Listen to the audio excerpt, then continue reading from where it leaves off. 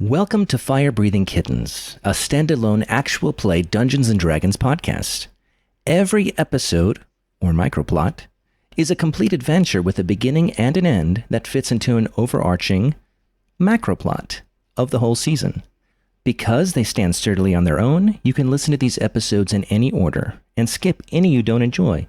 But you'll enjoy this one, so just stay tuned. Today, we are joined by Gatsby.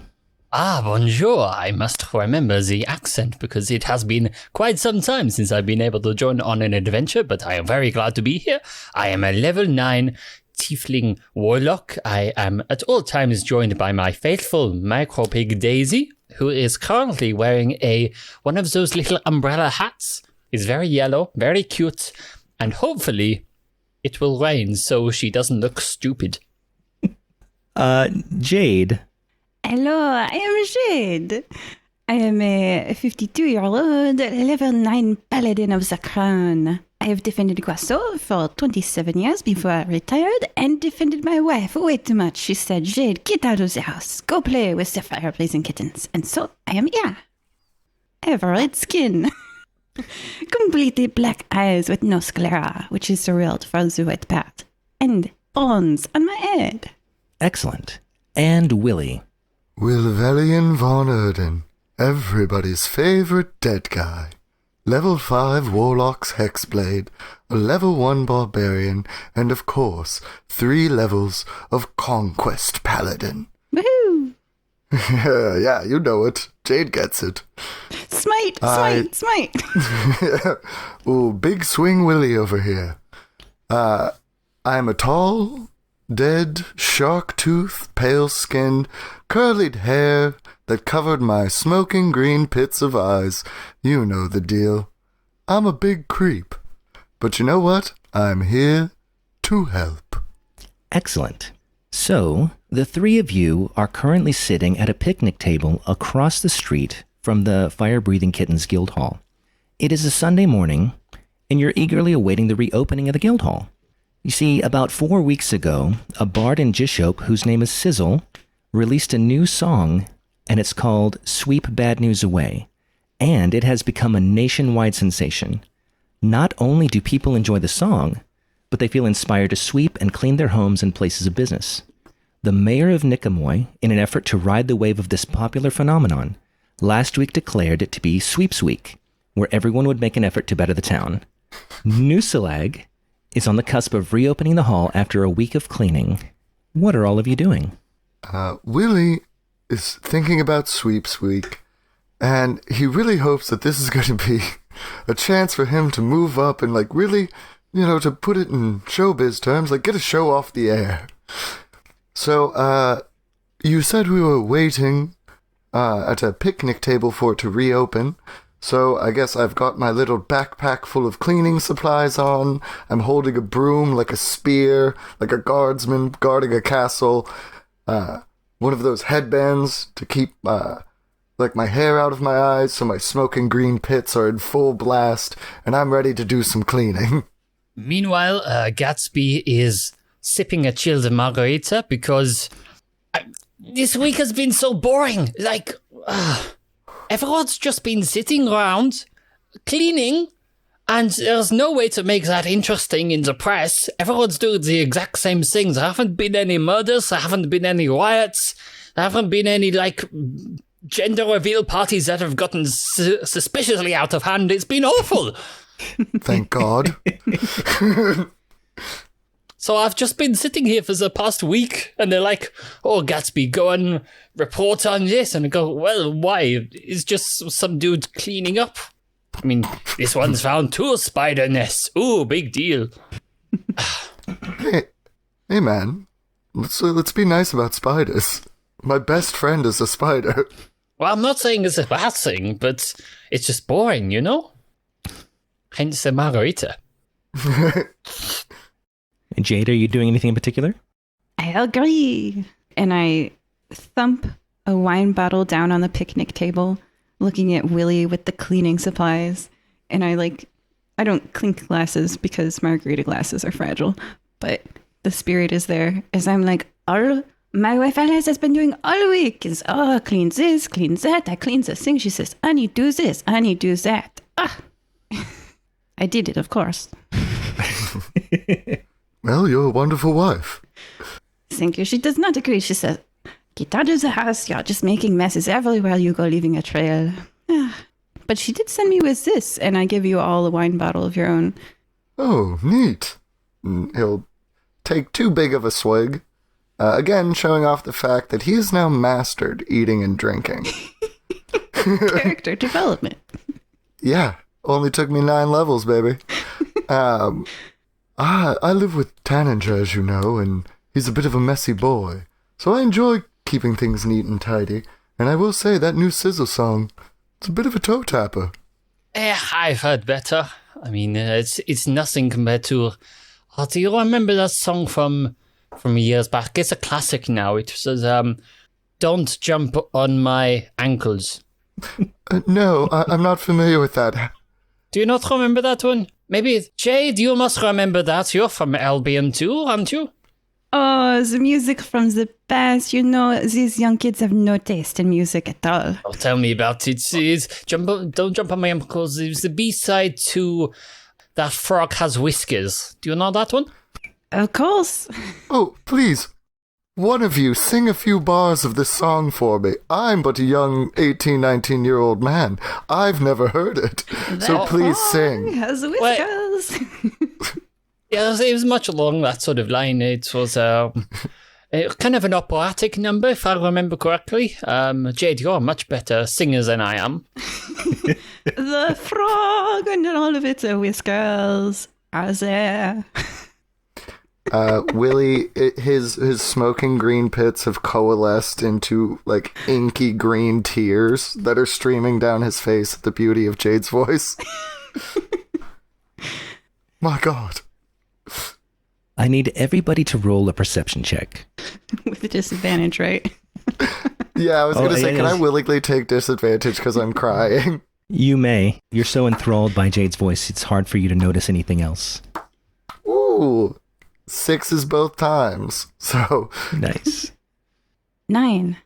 And 15 for Gatsby. Aha. So, only Gatsby notices out of the corner of his eye there's an anthropomorphic sunflower man that exits the shop next to you. The shop is Sunflower Sundries, and he has a very crestfallen look. He's carrying a sandwich board sign, unfolds it in front of his shop, and it reads, "Going out of business." And he hangs his head and walks back into his shop. Hey, really? Yes? I suspect there may be some money to be made here because this guy seems to be going out of business, this sunflower fellow. If there's a sale on, we could buy everything and then resell it at a profit. Oh, my dear Gatsby, you've clearly never been to Sunflower Sundries before. Obviously not. I have not. Of course not. We could maybe even buy the shop and set up a tavern, something that will make money. See, now that's an idea. Tanninger's been encouraging me to strike out on my own. But, I mean, that location across the street is pretty cursed from my understanding. Oh, you know what they say about curses. Make them yours and take power over the weak. Yes, exactly. Of course, Gatsby, you're a genius. Let's go. So are you approaching Sunflower Sundries, or what are you choosing to do? We will stride confidently up to the front, carefully checking to see whether we actually have any money at all with us to make an offer to buy the shop. All right. And I follow along, prepared to carry things. I know the deal. So Sunflower Highsprout, the owner, comes to you and says, "Yeah, hello? Hello, Mr. Sunflower. Oh, hi. Oh, you're with the fire-breathing kittens, right? Yes. I see you guys across the street. You guys are great. It's been a rough day, though. I don't know if I'm up for talking. How can I help you?" Well, are you up for drinking? And he motions like the open wine bottle that Jade gave him. I don't know. I'm more of a water drinker myself. I've never really Is that water, or what exactly is that? It can be water, and I cast Oh, wait, no, I misread my spells. Never mind. Well, I'll give it a go. What have I got to lose, right? I'm already losing everything else. I attempt to cast Prestidigitation, but accidentally cast Eldritch Blast. So wine bottle explodes, showering everyone in red wine. Reveler's horns! No, it's the wine. Oh, is this how you drink wine? This is outrageous. Oh, sorry, Daisy hiccuped. That can happen sometimes. Well, my darling Sunflower, you have, like, root feet, right? Can't you just kind of stand on the spilt wine and absorb it into your roots? Yes, I was... That is what I intend to do. I sometimes hesitate to drink from other people's cups because I have to actually put my foot in their cup, and people don't traditionally like that very much. You're very sad, and I'm dead. Why are you losing your shop, dear Sunflower? Well, I'm not making any money, and I owe about 200,000 gold, and if I don't make the money, I'm going to lose my shop. And so, are any of you fabulously wealthy and would like to sponsor me, or would you like to buy any of my products? I do have some medium quality vegetables at stunningly high prices. No, Sunflower. Oh, he hangs his head just a little bit lower. Oh. At the mention of 200,000 gold, Gatsby quickly puts away his 600 gold and also puts away the notes he has on potential names of the pub. Well, that's okay. I'm sure the bank will sell it to somebody else. Well, I'm going to go... Well, everybody's sweeping, so I'm going to go back and sweep. I hope that's okay with you. You sure you don't want to buy anything? Sacre, Bleu, I have an idea. Zut alors. Willy, you mentioned that this place was supposed to be haunted, correct? It's more of a metaphorical curse that every business that opens up across from the fire-breathing kittens... We don't have time for your metaphors. Now... I'm so sorry. If... He hangs his head in shame next to Sunflower. Now, if the bank believes for sure that this place is haunted, they'll never be able to sell it to anyone. They maybe have to get rid of it at a very low cost to a shell corporation that I'm sure Tanager has set up somewhere. He loves the mob. Exactly. All we need to... I've got contacts, but I don't like to share those. If we haunt the building, we make them believe it is haunted, then we can save the business and also probably have some sort of like alcohol running ring on the inside, but we'll figure out the details later. How does that sound? What part do I need to play? Do I get to help with any of that? Yeah, Sunflower, you have access to medium quality rotten vegetables, correct? Quite a lot, yes. From my understanding, that's halfway to alcohol, baby. Oh, really? I don't really know the process, so, well, yeah, if you guys can help me figure this out, that would be great. Okay, we just need to find a brewer. Wait, hold on. I think I might have something to help the haunting thing. And he does his wolf whistle, activating the night collar in his tooth to resummon for the day his floating skull friend, Skullfree. Oh, what is that? He's got a little crown on it and is just enveloped in a light, smoky pallor. This is my assistant, Skullfree. He's a mindless undead, but I understand most find him very unsettling. Yes, I'm one of them. Well, welcome to your haunted house. Oh, okay. I'm gonna go inside and sweep. Can you have the skull just hang out front, and I'm sure it'll be fine. Skullfree, go hang out in an upper story window with a curtain, and then go in front of the curtain, but then when somebody looks back, disappear behind it. So, what are your projected margins for this haunted house, Willy? Well, from what we learned in that cafe with the sword and the stone, is that having a weird magical thing can really mess up a business. So I guess we now renegotiate with the bank for a lower valued assessment of the property. Then we go to the Safiosis or my dear Tanager, get him to give a loan to buy the property, sign it over to all three of us, if I guess four with dear Sunflower. And then we own a tavern. I think we can do better than that. Because if you think about it, if they have reports of only one haunting, then they just send in a team of adventurers like us, get it sorted, and then they can do it, because the money they spend on that team will be less than their losses if they have to discount the sale of the property. So, are you up for any degree of grave robbing? Well, my new tooth, the night collar which I possess, allows me the employ of up to 2 undead. So I could just politely ask them to come out of their grave. No robbing needed, my dear friend. Oh, that's handy. Well, if you don't rob the grave, then you don't break the law. If they go out willingly, you can help it. I just say, come here, boy. Come here, brains. I've got brains. Yes, it's simple, because in my experience, if people see a cellar full of bodies, they tend to not stay there too long. Exactly. And then the bank will be forced to refinance. Yes. Cry havoc and refinance. So, at this moment, you hear the sound of trumpets from across the street from the guild hall. Oh, I hate that band. It's opening. Although many of your fellow guild members are enjoying the week off, the ones that are present outside cheer in excitement and rush inside. It's like Sunday at noon. Streets are clear. We can go now. Get the corpses. Bring them back. No one will see. I'm going to run across the street and pass off all my cleaning supplies. Okay, so to whom are you passing them off? Just like once I get inside and I see people, like anybody cleaning, I'm like, hey, I brought all this stuff, but now I'm doing an illegal land deal, so I don't have time to clean today. All right, when you go inside, you enter the very familiar place, but things look different. They're similar, but not quite the same. Decades of dirt and grime have been washed away. Many of the fixtures seem to shine with like this unusual vibrancy. And you see the cushioned stools by the bar are actually red, and you thought they were gray for years, or at least as long as you've been a member.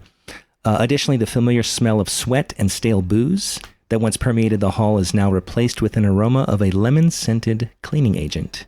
And while you're inside, can you make a perception check? Oh, ho, ho, nat 20, my friend. Well, with a 20, you see a couple of things. One, you see 3 letters pinned to the bulletin board of jobs, but also you notice that by the bulletin board, your spider is gone. Why? Would you like to ask somebody in the hall? I think I'd rather scream it. Okay. Every head in the hall turns your direction, and it's like, why is Willy screaming why? And so Nusalag, who is very concerned, comes up to you and says, Willy, what's the problem? Where's Spider? Oh, yeah, we got rid of all the spider webs. It's sweeps week after all. We've cleaned the entire He hall. crumples to the floor. Oh, my dear boy, are you okay? No, he's like unconscious, crumples to the floor. Oh. Maybe I lay on hands. I give you a hit point. Or, I could... What is the word for that? Gentle repose. Make sure your corpse doesn't rot. I feel like for Willy, that's just like putting on deodorant. A lot of concern is raised because a member of the guild has passed out in the middle of the hall. A crowd kind of forms around you, trying to comfort you, to wake you up, to make sure everything's all right. And I guess, Gatsby, are you still across the street planning your illegal booze operation? I would like to say, not only have I started planning on it, I've managed to locate a local plague wagon, and I've managed to convince him just to let me take whatever, because he's had a tough day and he wants to go home. So from the outside you hear, Willy! Jade! Get over here! I can't carry them all, and they smell really bad! I carry out Willy's unconscious form, because I got a strength of 16 or something. I can pick you up. Oh, Jade, you got another one. Excellent. Oh, wait, no, that's just Willy. So as you go to pick Willy up, he vampire rises a straight 90 degrees. His neck is rippling with muscle. His hair is like straightened and a little bit longer, and you hear a growly voice. Willy's not here right now. Oh, so who am I speaking to? I'm the king of all creation. I mean, Willy said that before. Willy is not here right now. Okay, well, I would like to talk to Willy, please. And also, just because I'm interested to see how this would work, I cast Speak with Dead. Do you... Because Willy is dead. As a reborn, yeah. I mean, he has died. Either way, it's just going to be a wailing cry. Ah, that's the Willy we know. Yeah. Willy is upset about the spider. Well, He yeah, does I'm not sure. wish to come out. I mean, that's fair enough. How are you with moving corpses? I have moved thousands to the grave. Oh, excellent. We've got like about 5 or 6 of them. Can you just get them into the sunflower shop? And don't mind the person inside, especially if he starts screaming at you. He's had a rough day. Silently, he like walks across and starts moving corpses just into the middle display area of the sunflower shop. Well, I guess beggars gone to be choosers.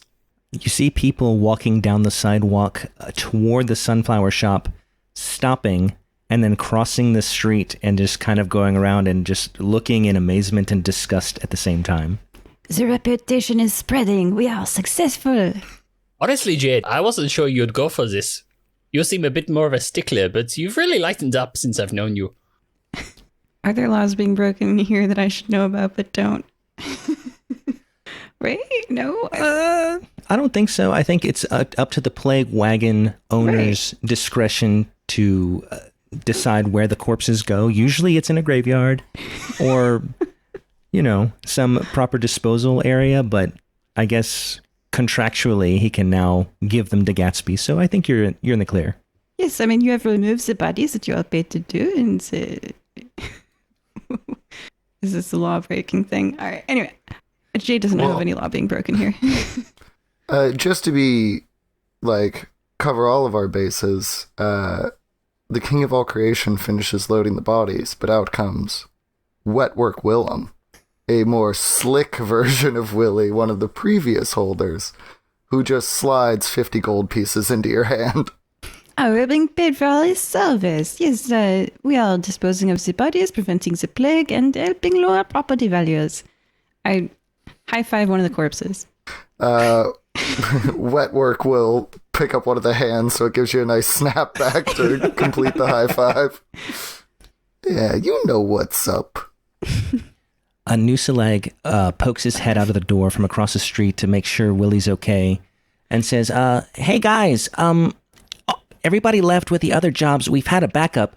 We really need help with these jobs that are on the board. Are any of you available? Quiet, Nulasag, we're busy. How do we get the bank out here for a re-inspection? Should we contact them? What do they pay the jobs? I'm saying a different thing. It doesn't say. One of them says handsomely rewarded. It's a little unclear. I need to negotiate that. I think it's going to be pretty good.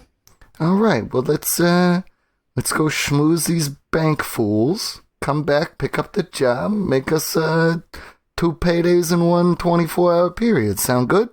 Sounds good. Party? Oh, sounds okay to me. I've just been rating up on my Speak with Zed, and because I can more or less cast it at will, it doesn't say that I can only use it on one at a time. So the duration is for 10 minutes, so I can theoretically get multiple corpses talking at once. So, would anyone like an undead choir? Yeah, once I went to this haunted mansion, and they had all kinds of singing dead folk. We could get a real operation money. Hey, Gatsby, Wetwork, lovely to meet you. I've been wanting to talk to you for a while. Just haven't had a chance to come to the surface, but lovely to meet you. Oh, you too. These things happen. Scheduling conflicts and all that. All right, well, let's get this opera popping. Jade goes outside and says, Attention, attention, we have a performance for you. Can I do like a persuasion check to get people to attend this choir? Yeah, that sounds appropriate. Oh. I have a +8 to my 2. Okay. Dead bells in choir. They will sing with voices from beyond the grave. People are a little distracted because it's sweeps week and they do want to get into the feeling of sweeping up, and so some of them pay attention to you, some of them don't, but you do draw a medium-sized crowd. Remember, there is also the fact they have like a cross of blood on them, which means they have the plague. So they're going to keep a bit of a distance. Come listen to these plague people. They breathe out the beautiful, deceased voices. Why is this not working? Well, remember, Jade, we want to lower the value of this property. So, if anything, you're helping. Yes. So people notice that the area around the shop is remarkably clean because everybody, as you can imagine, has been cleaning all week, except that sunflower shop is now just overflowing with corpses and flies are being drawn, and it's just absolutely disgusting, and people are like, that's not what we're supposed to be doing. But I assume, is the choir beginning? Oh, yes. So I have cast Speak with Dead 5 times. Once for each of them, and I've just been teaching them the words to That Frog Has Whiskers. Oh, excellent. So that does kind of draw... People are torn. They're like, that's disgusting, but it's amazing at the same time, and they can't quite figure out how they feel about it. You see a few folks that that are Albion natives, and they're like, oh, I can't believe this is our song from when we are young. This is fantastic. I'm like, you're welcome, random citizens. Thank you so much for this. This is wonderful. And a 1, and a 2, and a 1. So they burst into an a cappella version of That Frog Has Whiskers. It's gone, hang on, let me just throw a quick performance check for them. Well, I rolled a 10, so it's kind of middling, but to be fair, their vocal cords have largely decayed. People have squished faces in a look of slight disapproval, and people start to kind of scatter. Well, yes, someone starts coughing, and then they all panic and run away. But hey, that's plague for you. Yeah. What you gonna do? So, should we not go to the bank? We've got maybe we should take one of these guys with us. One of their voices is not very good, and I want to spare the rest of them the pain. So, should we just drag this corpse with us to the bank? I will help you. I have checked and my strength is actually 18. Okay, so you do that. I will continually cast Speak with Dead on it for every 10 minutes until we get to the bank. Perfect. I'm immune to disease, so I have no concept of what I'm like. I shall pick them up. So 25 minutes later, after walking to the bank, you see the assistant bank manager, who is a human with short curly hair. She's wearing a very professional looking outfit, and she stares in amazement as to you carrying a corpse into their newly cleaned bank. Like, oh, hello, may I help you? Yeah, we got a little problem with corpses in one of your locations. Oh, yes, can you please leave that outside? We can't have that in the bank. Is this discrimination? Do we have a lawsuit on our hands? No, it's just filthy. And please clean yourselves up. It? So discriminatory. Well, yes, I discriminate against the filthy. You are filthy. Look at you. This is a clean establishment. If you'd like our help, please enter bathed, washed, for the sake of the health of the people around you. I take out my notebook and just jot down the words, I discriminate. And then go, sorry, what was your name? So I can quote you in tomorrow's Gazette. Yes, my name is Robin Treehollow. Robin Treehollow, I discriminate. Fantastic, lovely. Thank you. No, please, don't misquote me. We run a professional establishment, that's all.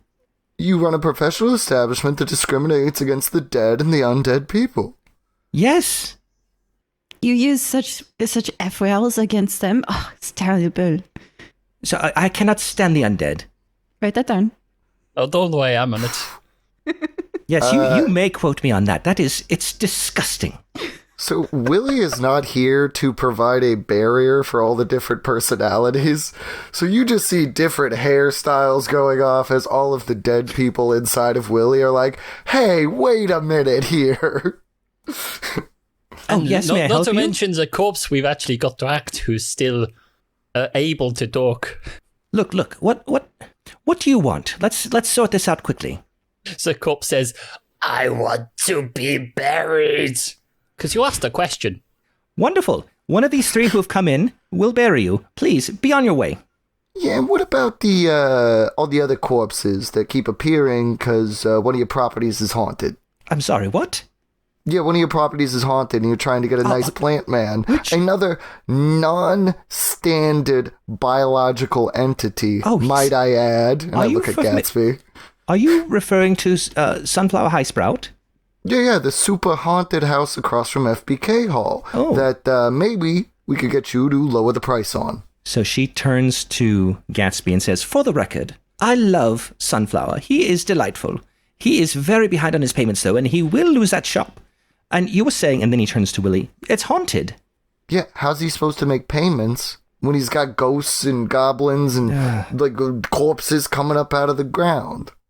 Are you perhaps charging him an inflated price more than 5 times with this haunted pittance of a property as well because you are discriminating against him? That would break the law, you know. No, we do not discriminate against sunflowers. I just have a personal preference against the filth that the undead bring into this fine establishment, that's all. So, if you please, I will send your suggestion to our remediation team. They'll evaluate the property, and in about a week we'll have an answer. Thank you for bringing it to our attention. Please leave. Well, how would you react if I told you that the sunflower was undead? Oh. Well, he looks remarkably good. I think they knew the old time, and that is why they've been charging them such an outrageous price for such a valueless property. We have evidence of turnover in the past, and there are corpses in it right now. No. We... Oh, but she claims to love Sunflower. It's just his species she doesn't like. He's one of the good ones, you would say? You are putting words in my mouth, and I do not appreciate it. I am not aware, nor have I ever been aware, that this sunflower is undead, and I treat him with the utmost respect because he at least tries to make his payments on time, and you're dragging this thing that wants to be buried. Please do as he asks. Go bury that person and leave me be. Also, now the undead are people to you. They've always been people. It doesn't mean they're not filthy and disgusting. Have you met a filthy and disgusting person? You're not helping your case. You know, if we do not reach an amicable settlement on this, we have no choice but to go to the court of law. Well, you know, I have several friends who are judges and police officers, and I do not know if it will work out so well for you. When, in the meantime, we could move up the reevaluation date to, say, right now, lower the rates, get the sale done within 24 hours, and I'm sure you could find some way you accuse me of putting words in your mouth, but what about coins in your pocket? So, this is what I understand. You're both trying to intimidate me and bribe me. Sir and madam, that will not do. Please, if you would like to discuss this topic with our reassessor, he is currently in Brindlestoke, Shireford upon Emu. So if you'd like to go there and find him, be my guest, but he will not return until tomorrow. Can I do a history check? Do I know where Shireford upon Emu is? Roll a history check. I'm so good at dice.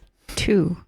You have no idea, but I will say you do know that there is a map of the area next to the job board in the guild hall. So please, away with you. And your fully person but yet disgusting corpse. Not you, Sir Willy. Although I don't know your name because you haven't introduced yourself. The thing that the paladin is carrying. Can I speak for the thing just for a second? Sure. You need some HR training. If I had a nickel every time I heard that, we would double the size of our bank. But So thankfully, you have that bad of a history with customer relations. And again, I shoot a look at Gatsby. oh, absolutely. But my dear friend, if the Bank of Guaso is the only bank in town. In fact, it's the only bank in the nation. So, what are you going to do about it? I'm going to start my own bank. Go right ahead. All right. Willie is defeated in this moment, so he is down to leave. One of the, like, when you join up for a queue in, like, a MMO, 1 out of 3 is ready to depart. It's okay. I think I have everything I need. Shall we go and find this, what do you call him? I wasn't listening. Appraiser, that's the word. Willie will shake his head and let the king of all the creation out and go, I do think we should find Willie's spider. It is absolute chaos within this corpse. Okay. Is it a specific spider or will any spider do? I honestly cannot tell the difference, but it seems important to Willie. Okay, so step 1, find the spider, or a spider approximation, and we'll give him a nice little hat to distract Willy. And step 2, fix this whole bank situation and maybe start some sort of revolution. But that's step 2. First is we've got to find the spider. Step -500. Bury the corpse. Hey, he's still got like 3 questions left. Actually, no, we'll just leave the corpse here. Yes. I set the person down. Oh, excuse me, madam. Please, don't leave that there. Is there a plot of dirt nearby or a vacant lot? Roll a perception check. Oof, no, below 10. You cannot tell. You don't see dirt anywhere. I think it best if we do bury this corpse. I guess I could carry some. I do have the carrying capacity, and I put them in the backpack setting on my back, arms over my shoulders, legs under my arms. This is my life now. Yeah, break the elbow and the knee joints and then just tie the feet to their hands and wear them like straps. Perfect. Hey, can you hold this? And I put something in their mouth for them to hold for me. Thank you. Well, that's another question. Who left?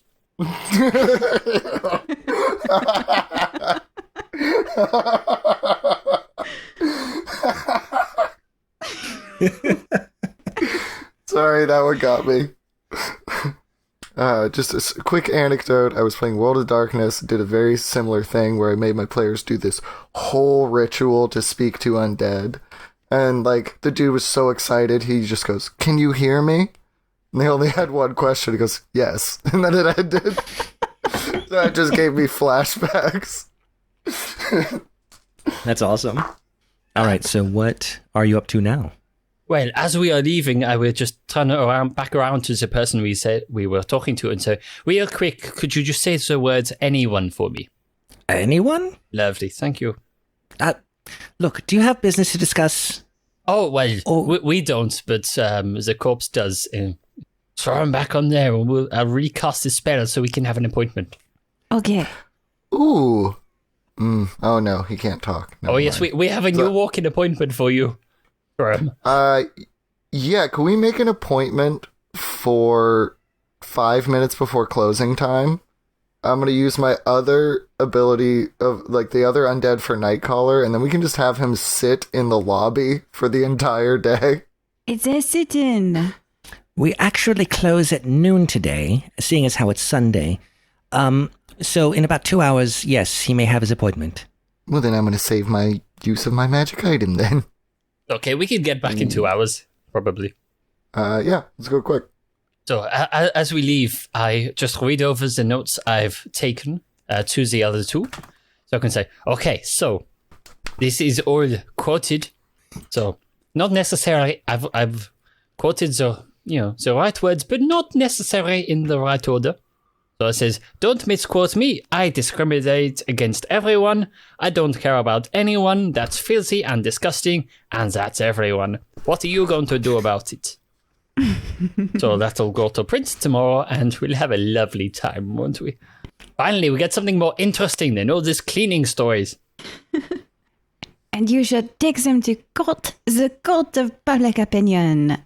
It's wonderful, Gatsby. Yes, that's what we like to see. Anyway, where are we going? It's appraiser person. Well, on the list is Spider, surprise the person. Oh, yes, sorry. I mean, Spider's whenever. Just Willy's having a full panic attack right now. Anything that could help. Willy, would you like some ice cream? Well, Gatsby and I are going to a pet store for no particular reason. Yes? Roll to see if Willy has a persona that likes ice cream. Yes. Wawa Wonderland, a Willy Wonka type figure who thought that he could expand his candy business by the use of the king of all creation. Don't you have a limited number of these personalities? You just used one of them on that. No, I just have a proficiency per day, 1d6 to a skill check. So I'm interpreting that as, Okay. well, I can only use it for a bonus, but no, it's been something I've been seeding for a while. But yeah, Willy's got a bunch of people in his head. All right, so while all those people are distracted, I say to Gatsby, I have done this many times with my daughter Adele. You know that hamsters do not live for 10 years? Well, no, but we're not looking for a hamster, are we?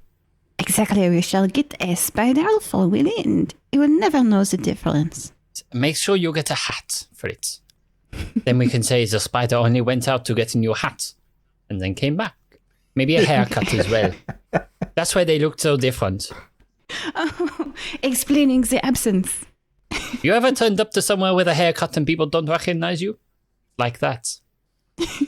Perfect. What do I return from the pet store with? Can I roll? What did I get? Roll a d4. Uh-oh. Hopefully some sort of spider, please. A 3? Got to be so much more difficult Just to a cat. So it's a spider. The 3 is a spider, but it's not the same spider that was inhabiting by the bulletin board. It's more of a tarantula. Oh, okay. All right, so I've got it in like a terrarium, and I'm like, this is what I could get. That's okay. What I can probably do is cast some sort of spell on it. Yes, I can. I can cast minor illusion on it to make it look like the old one. And we must say, we found him, but he is very, he's kind of worried. He's a bit anxious. You know, he's been taken out of his home. He's feeling a little worse for wear, so he just needs a little time on his own just to get used to this space and feel a bit better about himself. He's had a new haircut, so he's feeling, a bit self-conscious about that. He would just really appreciate to be left alone for a short while. So we're going to put him in the haunted house so he can scare people just like he always did back home. Yes, the spider is helping. We go get Willy, I guess, right? Yes, I guess so. Let's listen for the sound of the ice cream. Yes, there it is. He's like doing cartwheels and like pretending to fall down, like doing the full Willy Wonka bit. Do do do do do do. Oh no! Stop. Yeah, stop. We'll get copyright struck. Okay. Oh no! I was quoting the movie. But, yeah. Oh no! Stop. Yeah, he does say that. Yeah. Yeah, that's my favorite line in the movie. Yeah, but Willy's a part of Willy is there. I guess not a part of Willy is there. I've got some good news for you. We have found something that looks like your spider. So Wawa Wonderland will walk over, look at it, and you see Willy sort of like shakes out of it a little and just very sadly says, "This isn't my spider." Oh, sure he is. He looks exactly the same, I think. I'm not a child, Gatsby. I'm not one of your readers who will believe whatever line you give me. Oh. This was a gesture, and I will accept it. It is a spider, and it needs love. And I will love it. Spider 2, Spider's Revenge. I will not let the same fate befall you.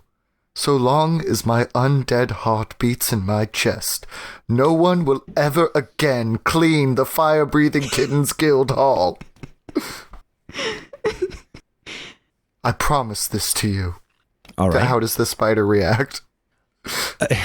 Hold on, let me roll for it. 3. Indifferent. Just like Spider 1. The origin. So, where would you like to go now? It's 2 hours till the bank closes. Nusalag mentioned there's some jobs. You've got a couple of options. You can talk to Sunflower about your plan. Out of character, I think we should check the jobs, see if any of them are out of town, because then maybe we could hit 2 birds, 1 stone. Okay. Yeah, we don't know what any of those jobs are, so we should probably at least get that info first. Yes, and then we can put the spider in a new spot in the guild hall with a little sticky note on saying, "No one move," under pain of death. Oh, no. This spider will never again leave my sight. Add Well, 1 spider to your inventory. How will you go to sleep? I will put it in my mouth. And actually, I don't sleep, so ignore that first part. Okay, noted. I will do what I normally did when people were sleeping and watch the spider. It's my favorite TV show. I love its indifference. It would have been like a little bit unsatisfying if the spider loved me. Like, It's just like, just does what a spider does, you know. oh, yep, that's it. So you head back to the guild hall. You walk in, and then I guess Gatsby wasn't in earlier. He also notices. You notice things are remarkably clean. Smells fresh like lemons. Hopefully that's a smell you enjoy. DM returns to first paragraph of plan for game. Right. No, that's fine. It's just like an adventure book where you're like, wait, I have to go back to page 3? Gosh, dang it. So, and then you go to, I assume there's the job board and then the map, if you wanted to refer to the map as well. As they're checking out the job board, I'd like to look up where Shiaford upon Emu is. Okay. It's very obvious. You don't need to roll for it. So northwest of Nikamoy, there are some plains called the Fubi Plains. It's surrounded by the Retz Woods. On the east side of the Fubi Plains is a river called the Emu River, and the city is a little bit north, right on the river. So northwest of where you are currently. Is it anybody? Oh, yeah, sorry, I thought, yeah, the other 2 of us are going to go check out the board while Jade is checking out the map. Okay, so you find 3 letters. I will assume you're opening them and reading them, and I'll read them 1, 2, 3. Letter 1. Good day, heroes. If it's not too much trouble, we have a pesky critter that is making a mess of our town. We need a touch of help. Contact Father Demophon in Brindlestoke for details and reward. You never know, that could be your spider. Willy, like, kind of shakes and then just starts carving a crudely drawn spider into the place on the wall where the spider used to have its web. Okay, don't mention the spider again. Got it. I mean, it sounds kind of boring. How about the second one? Letter 2. Fire-breathing kittens. The Economic Council of Shireford upon Emu requests your assistance to pacify recent events that have caused economic turmoil to our citizens and village. Please come at once to bring stability and prosperity back to our hardworking populace. P.S. Your efforts will be handsomely rewarded. That sounds so boring. But no, that's the one. We got to go there anyway. Maybe, but so vague. Hey, and if I know anything about economic type people, it's definitely going to be a murder. Letter 3. A devastating attack has befallen the serene village of Once Upon a Time and threatens to eradicate our culture. Do not delay, as the well-being of storytelling itself is at risk. Signed, and it's just all caps, Stag, S-T-A-G. Well, that one definitely seems the most interesting, but... It does, but, you know, my relationship with storytelling has always been on again, off again. So maybe we should just leave that one, see what happens to storytelling in the future, and maybe go do the second one, just so we can get our haunted house up and running properly. 2 birds, 1 stone. And then he'll motion, like, Jade over, kind of like, hey, we need your input. Northwest of Nikamoy is a city near the Emu River. Oh, yes, hello. I am Jade. Hello, Jade. It's okay, it happens to all of us sometimes. when you're in a new place, sometimes you start speaking like the people that are already there. It's okay. You don't lose your heritage. Sometimes you just need a reminder. Oh man, this story's gonna end in her getting dementia by level 20, huh? It's just gonna be Jade. Oh god. So it's okay. You're immune to diseases. Oh, Yeah, dementia. You're immune. Don't worry about it. cool. I mean, it gets a little into the vampire conundrum where it's like you'll have perfect clarity up until the moment of your death. Yes, I have found the Shireford upon Emu where the appraisal is. Willy will just kind of point at notes 2 and 3, because I know the character, or the player, heard them. We're trying to decide between the two. Which one do you think? 2 birds, 1 stone, or potentially the more interesting? So, just, I guess, to give you a clarification as to where all 3 of them are on the map, I assume you probably would have looked. So, Shireford upon Emu, like I said, is along the Emu River. South of that, there's a branch off of the Emu River. That's the Atime River, and that's where Huance is. So you would actually pass that before you get to Shireford. West of both of them, kind of making a triangle, is Brindlestoke. Okay, so theoretically we could just pop into Once Upon a Time and just see what's going on. If there's some great evil, then maybe we can just say hi, share a couple of drinks, and then move on as the town gets destroyed. And then I'll write very nicely about it in the Gazette. So then we can go and get our haunted house back up. Maybe just pop back into the ruins of Once Upon a Time, take a couple of selfies, and back home for the bank closing. How's that sound? I have been practicing my speed portraits. Excellent. Right, does anyone need anything before we go, like sun cream or maybe an ice lolly? I think the ice cream van is about to leave, so I suggest we get going post-haste, because they've got this new hazelnut kind of ice cream I'd really like to try. Anyone? Yes, but this will speak to our players' different cultures. Sometimes my ice cream truck will sell low-grade fireworks. That's what I'm interested in. Great. Obviously, if they're low-grade fireworks, I'm interested in that too. Maybe we can combine the two. Maybe stick a firework in some ice cream. Maybe a sparkler or something, just so it fizzes and goes bang. That would be fun. And I need a bit of fun today. Gives me a stomachache when too many personalities come out. I'm sure it does. Yeah. Also, just a side note, I didn't really like that they said our very way of culture is existing, like, at risk. What if that culture sucks? You know, so we should definitely pop in there first, do a quick evaluation. I'm on board with your plan, Gatsby. Evaluate the culture and then dismiss it if it sucks. Got it. Well, look, if the culture is like, yes, we bind one child every year into a storybook so that they can help continue stories. Yeah, no, that culture sucks.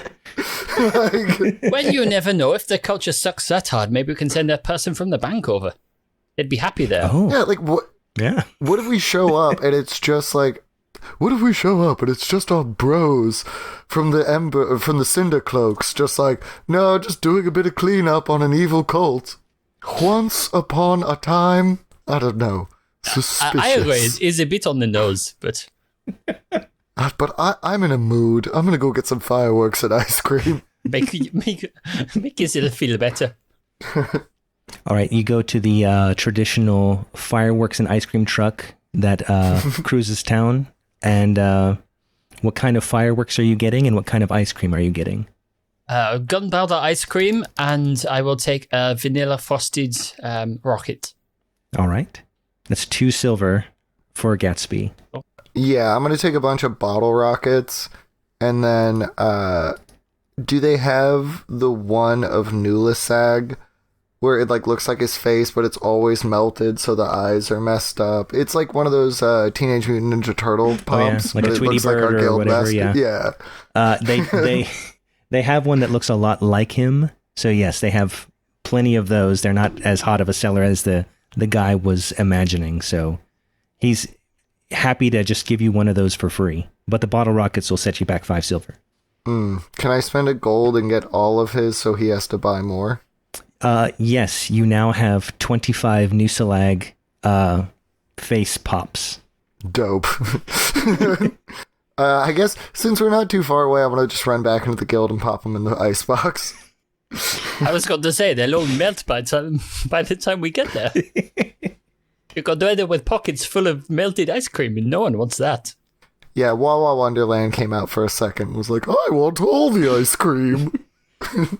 I notice I'm looking at the list of items for sale, and I lean in close across the counter, and I say, "Hey, I heard that you had a certain item," and I gesture about a keg size, and I'm like, "A certain gunpowder keg," and I slide 300 gold across the counter. He's like, whoa. Because I'm going to send the stats in the chat. A gunpowder keg in 5e is 250 gold and 20 pounds. I do have that in stock. Unfortunately, you need a permit for a gunpowder keg. Do you have a permit? I do. And I take out paper promises, which is one of my magic items. I can give it a command word and it can be any paper. And I'm like, be a permit. And it also returns to me magically. So I hand the paper to this person. Okay, the guy checks it out, and given its magical properties, yeah, I see no issue. This is all on the up and up, so, okay. You don't have to pay 300, it's only 250. You want to keep your 50 gold? I don't mind taking it, mind you. I'm an entrepreneur after all. Oh, you know, that had been between you and me, but I guess if you insist on giving me change. Oh, no, I have a reputation to maintain. I would like to be a fair purveyor of ice cream and fireworks. Well, tell you what. Why don't I spend that extra 50 on ice cream for the guild? Oh, I will gladly take it. I think that is the rest of my stock of ice cream, that is. So here is 1 gunpowder keg and about 15 pounds worth of ice cream. I started giggling because I thought you were going to ask for just a gun. And I thought it was ridiculous. But no, you just went straight to bomb. Yeah. Thank you very much. I will be cruising this street more often. Excuse me, I have to go replenish my stock. Do any of you guys want more fireworks before I get on my way? No, but maybe stop by the Cindercloak Guild Hall. I'll give him a location. Those guys are crazy and love explosions and fire, so maybe you could sell the rest off before you go back to your restocking position. Can do. Thank you. And then you hear the little bell ringing, ding, ding, ding, ding, ding, ding, ding, as he goes. What's your name? Oh, then the name is Duncan. I've heard of that guy. He's moved out to the donut game. Yeah. Gosh dang it, got me. Duncan, I believe his last name is Cones, correct? In the distance, yeah, Duncan Cones. Duncan Cones, what species are you? What, you didn't notice? I thought it was obvious, but I am a halfling. I'll listen for you in a future episode. Listen out for the big bad evil guy of next season. Duncan Cones. He's like the Riddler, but he just leaves like a bunch of ice cream that's gonna melt instead of bombs. You're going to have to find me, Batman. Otherwise, a bunch of ice cream is going to melt at a hospital. Setting off a gunpowder keg.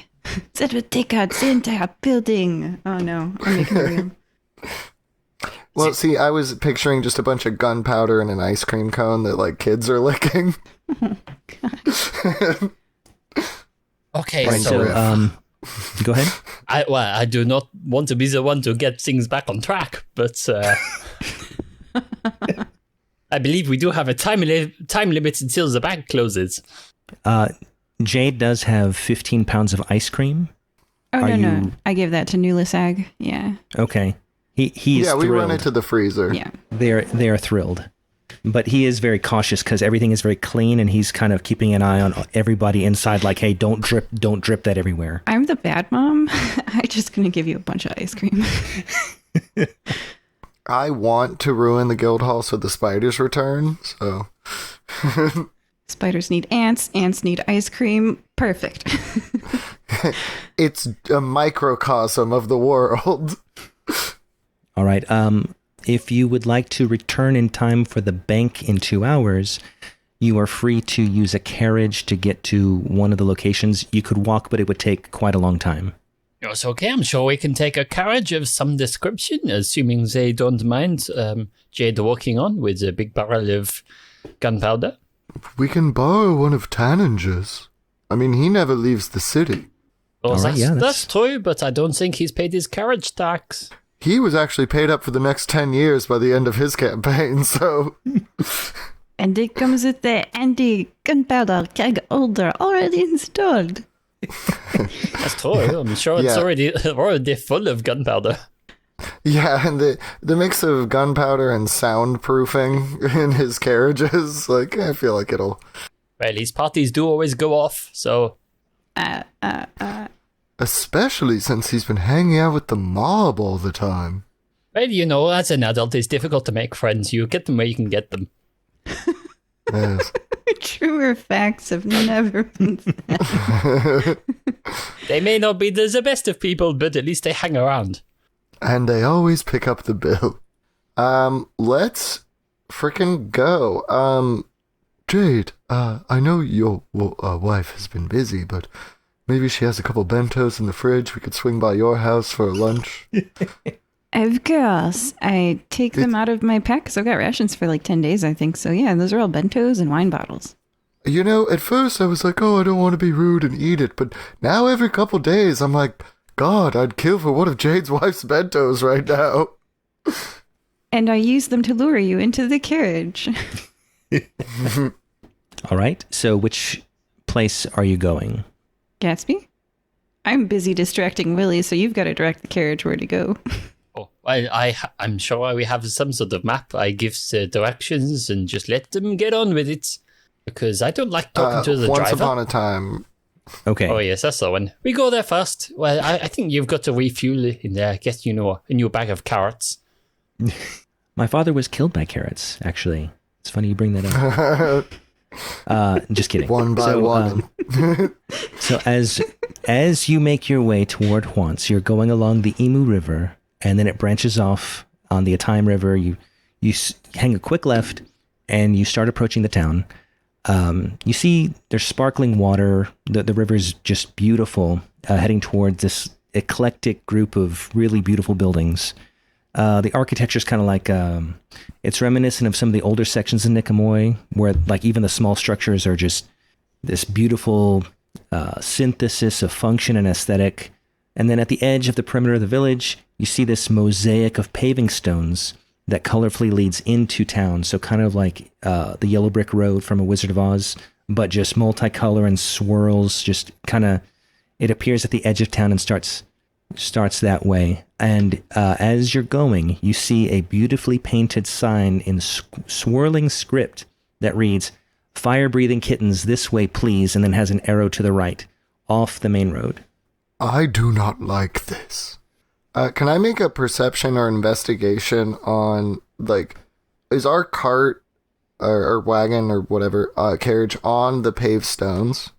You're at the edge of the town. You can continue straight. Like, it seems like you would go toward the center of town or just off the road. There is a road there, and there's a few buildings, but it's off the main road. So it's just kind of at the edge of town. I just want to check for wear and tear on the roads to see if they have a lot of people coming in and out. Because if they're like doing mosaics for the things that carts go on, and they're all clean, that either means they don't get a lot of carts or like something's weird. I know it's sweeps week, but like nobody vacuums the driveway, you know? That's true. The mosaic is fairly clean. The road going off to the right is not that beautiful mosaic, but just kind of regular cobblestone. It's still nice, but it's what you would see like in an old European city. But worn. Yeah, not as clean. Well, I say we follow the sign. I say we follow the sign because, let's face it, if we go into the clean place, that just sounds awful. Yeah, let's face it, anyone who makes roads out of mosaics, they're all stuck up. I don't want to talk to them anyway. Let's go down the fun path. Agreed. I ride my gunpowder keg off to the right. All right, so you head to the right, and outside you see a heap of rubble that looks vaguely familiar, and then you see a man on a simple bench. He's intently writing in a book, and he has this sour expression on his face as he takes a sip of some liquid out of a delicate cup. We've got a liquid drinking man. Be on your guard. Well, believe it or not, that does narrow it down. We know it's not the sunflower person. That's right. His feet aren't in the cup, so yeah. No. Well, that's one down. Yes, that's why I am an investigative journalist. So you see, he sees a giant carriage coming his way, so he looks up and he kind of eyes you and is like, "Hey, who are you?" Who's asking? I ask first. You answer my question and then I answer your question. No, I think you're mistaken. I asked first. Roll a persuasion check.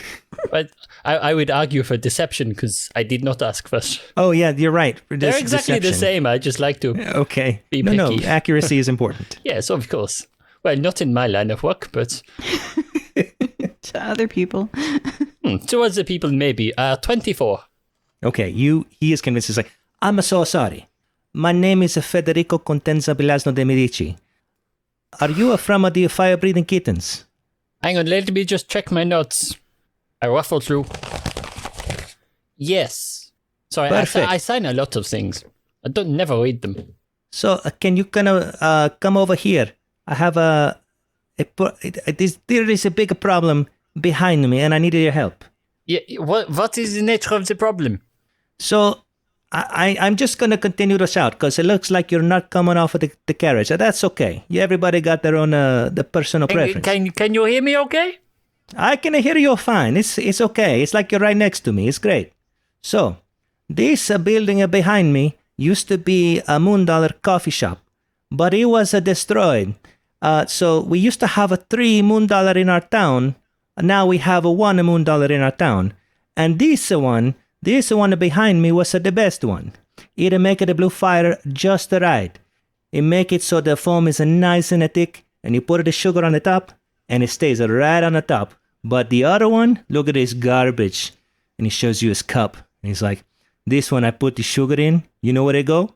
It sink right to the bottom. And it's like my grandfather say, if the sugar sink, you drink a stink. How can I do art like this? This is disgusting." And he takes a sip, and that sour look comes on his face again. Anyway, so what happened is there's a little man. He come by. He's ask you for help. He's like, "Hey, come please, I need information." And everybody's like, "Yeah, okay, we give you information." And we talk to this guy, and then he just destroyed the $1. It's disgusting. I lean over to the other two and just say, "Did any of you catch that?" There was a big logic jump. Like, No, as in, did any of you understand the word he said? Yes. Oh, He was yeah. saying we have to replace the employees who are currently employed by the $1 with the employees that were laid out of work by this one exploding. So we have to run but why is that our job? wait, We're not a recruitment company. I feel like I didn't get that. I thought he said he said I need help. Yeah. And then he destroyed the $1? Yes. Ah, yes, so that's... By what? Are you whispering to each other, or can he hear you talking? No, in my head, Gatsby was the only one out of the cart, and then he popped his head in, and we're having a private conversation Oh, okay. in the established soundproof cart. Yeah, soundproof. It's convenient right now and not at all concerning in general. Hey, look, I don't need everybody knowing my business. Fair. And I mean that as a former Tanager player and as an actual person. How did he physically destroy it, or destroyed the integrity of the shop? I look down at my gunpowder keg. I don't know. How do people destroy things? It's a mystery. It's incredible. I imagine it's probably the first one. Do they not have guards? They had to get an adventurer involved? Hang on, I look at Jade like... I will just check. If Give you me have a second. When you say destroyed, did you mean like physically destroyed or the reputation of the establishment destroyed? That is a fair question. But look up behind me, and you see just this big pile of rubble. It's like, this used to be a store. Now it is a big heap of garbage. I used to get a coffee here. Now I cannot get a nothing here. We gotta find this guy who's destroying this coffee shop and the other coffee shop, and they destroyed the beautiful fountain in the middle of town too. It is terrible. Once again, I didn't understand any of that. I look at Jade like not like ignoring Gatsby, but go like, Jade, we were on that adventure. We found a weird stone at the bottom of a moonbucks or moon dollars. Do you think that the moon dollar locations are some way connected to artifact sites? I think that they are buying up the properties of low value, and I have a prospective buyer for the place across the street from the fire breathing kittens. Well, gross. I don't want look, talk to Nulasag about that. I'm just saying, the one outlier, the piece of data doesn't add up. Why did they destroy the fountain as well? If you were just trying to destroy moonbucks, you just destroyed moonbucks. They destroyed 2, left 1, and blew up a fountain as well. Gatsby, ask the man which was the last location to be destroyed. Okay. So, I will not come out of the card. Tanager was rubbed off on you too much, I think. Which one was the last one to be destroyed? So from what I understand... The short version, please. We have no time. Okay, I got it. You don't have to be rude. The fountain. I kind of do. The fountain. It's the flippin' fountain. Okay. It seems like their way of life is revolving around a chain coffee shop. So I go back to my original idea of their way of life sucks. But that being said, there was a greater mystery at play here, my friends. I think we should inspect this fountain. Really, if you're sure and we have time, yes, I think we have time. We'll just pop in, maybe get a coffee or something. Some people apparently keep talking about coffee. I'm not sure why, but let's have a drink and see what's what, shall we? All right, so is the cart leaving without another word to Federico? I would have thought so, yes. All right. Are you going to help us or what? We say nothing. The cart is soundproof from both directions. We can't hear anything. I just do one of those things that I've definitely never done in real life where I just go, and just like hope that the sound distance makes it sound like I responded, but I didn't really say anything. Okay. He shrugs his shoulders and just starts writing in his book again. Okay, one last move, and I'm going to pass it off to you guys because I'm not great. Actually, I'm okay at investigation. I'm going to pull out my packed weapon, the sword of the one true hero. Is it having any sort of weird vibes? No, not at all. Okay. So I don't know. Okay. Then one last move. I will invoke Wilhelm the Wizard for a flashback. History check. This, what was it? The Second Age culture. Like, artifacts. Like, I'm sorry. I got this bug in my bonnet that somebody is looking for pieces of some sort of culture. All right. Nat 1 and a 3 for a total of 7. You've heard of this town. It does have a cultural significance, but nothing to do with artifacts that you can, you don't know. All right. All right. So where to next with your carriage? The fountain. All right.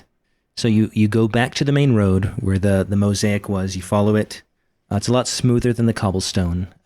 As you approach, it leads to this main plaza, and it's just this rich mix of like colorful homes and stylish shops and massive trees with beautiful bright flowers. As you get closer, you can see that there are people in small groups around what appears to be half of what was once an elegant fountain. All right, Can everybody... you said you thought something was up with the fountain. Maybe we should orally investigate it. I love the compliment, but again, I am Willy. I do apologize. Sorry. You were wearing a some sort of mask, I believe, last time I saw. The more he's been having these horns lying around the estate, and I put them on sometimes. But anyway, Sorry, you two look very similar to me. I'm not sure why. I have stepped out of the carriage, carrying the gunpowder keg, saying, "Explosives delivery. I'm here to clear the rest of the fountain. Please, please make way." You get a bunch of people. Actually, roll a perception check real quick. 17. Oh, okay. You notice a lot. So as you're exiting, getting closer to the fountain, you see it's spraying erratically because it's broken, and so there's just water going everywhere. On one side of the fountain, where the water is falling erratically, you see an elf wearing this like sleek turquoise leotard and a pair of bracelets with each bracelet has like this 3-foot ribbon on it, and she's just dancing and doing this interpretive dance to a small crowd of onlookers in the water. You also see in the distance, there's a young half-elf speaking on a stage a little bit further from the fountain, and then every once in a while the group that is listening to him applauds. And when you announce that you're going to destroy this fountain, the people that are watching the interpretive dancer, like all their eyes go wide. It's like, no, you ruined the performance. I'm pulling a Hitchhiker's Guide to the Galaxy, and I'm like, this has been scheduled for demolition. No, you cannot do this. Carlton, please help us.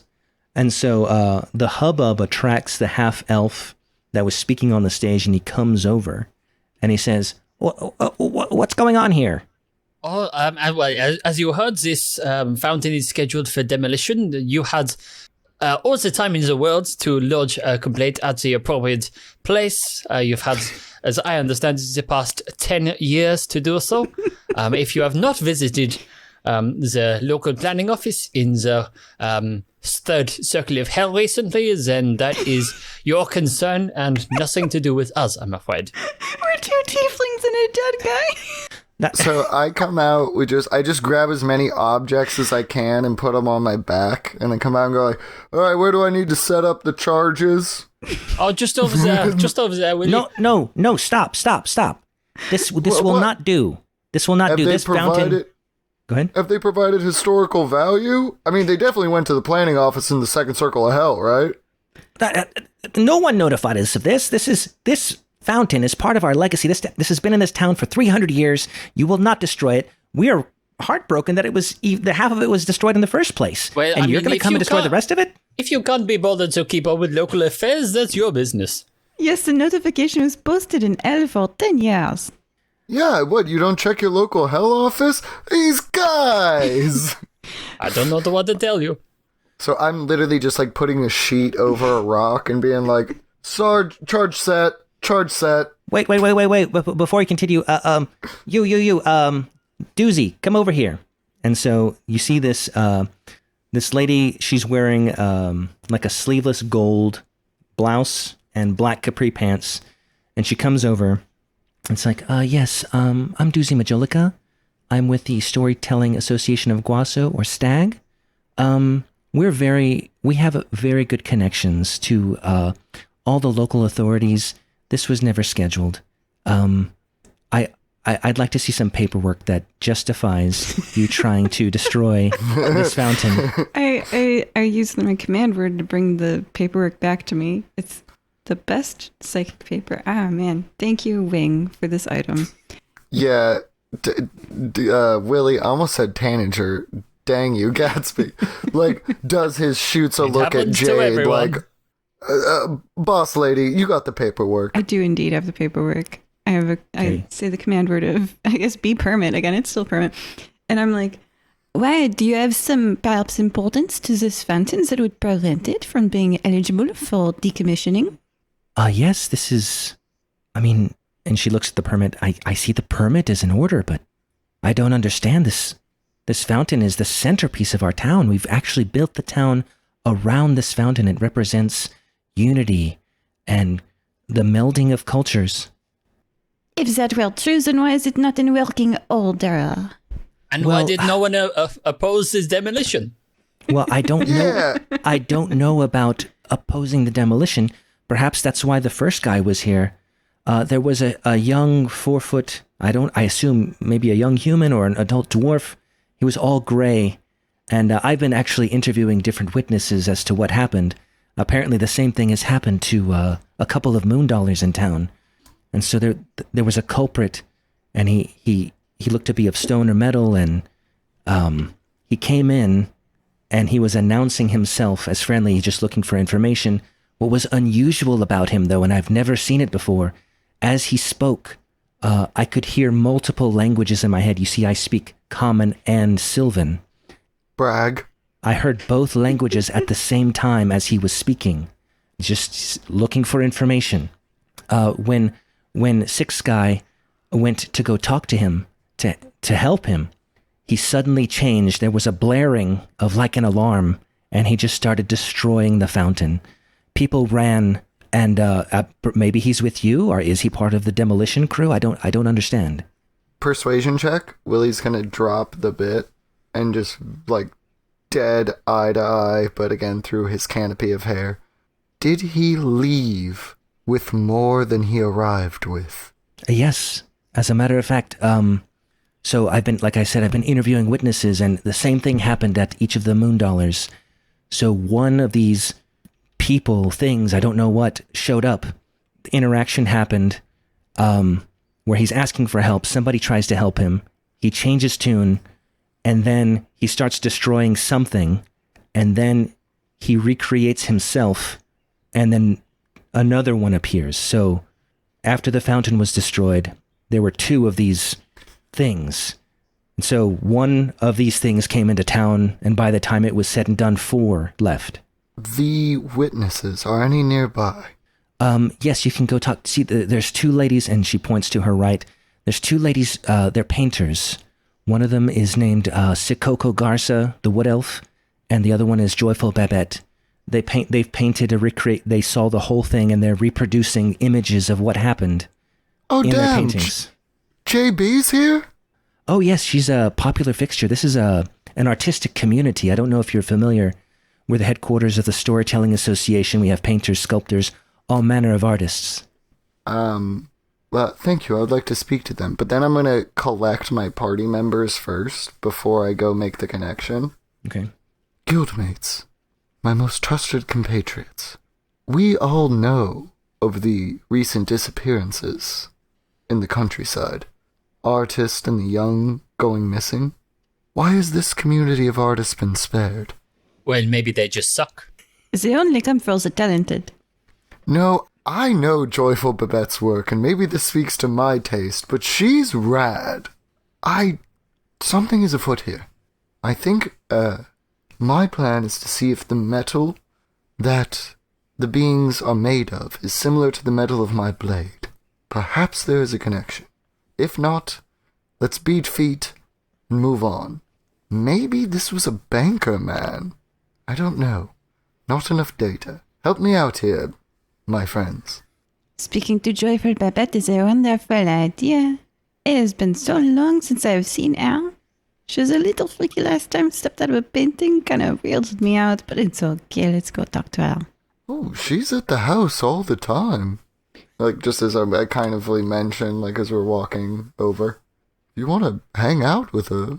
You know, Tanager has his salons. Oh no, I have not an artistic bone in my body. When everyone went into the painting, I was honestly worried. But Gatsby, you are a great storyteller. You will have something in common with this artist. Or they make stuff up all the time too. I elbow Jade and go, I've seen you with a blade. You're an artist in your own right. Smite, smite, smite. Your fellow paladin, smite, smite, smite. So at the sound of the name Gatsby, Doozy says, "Wait a minute.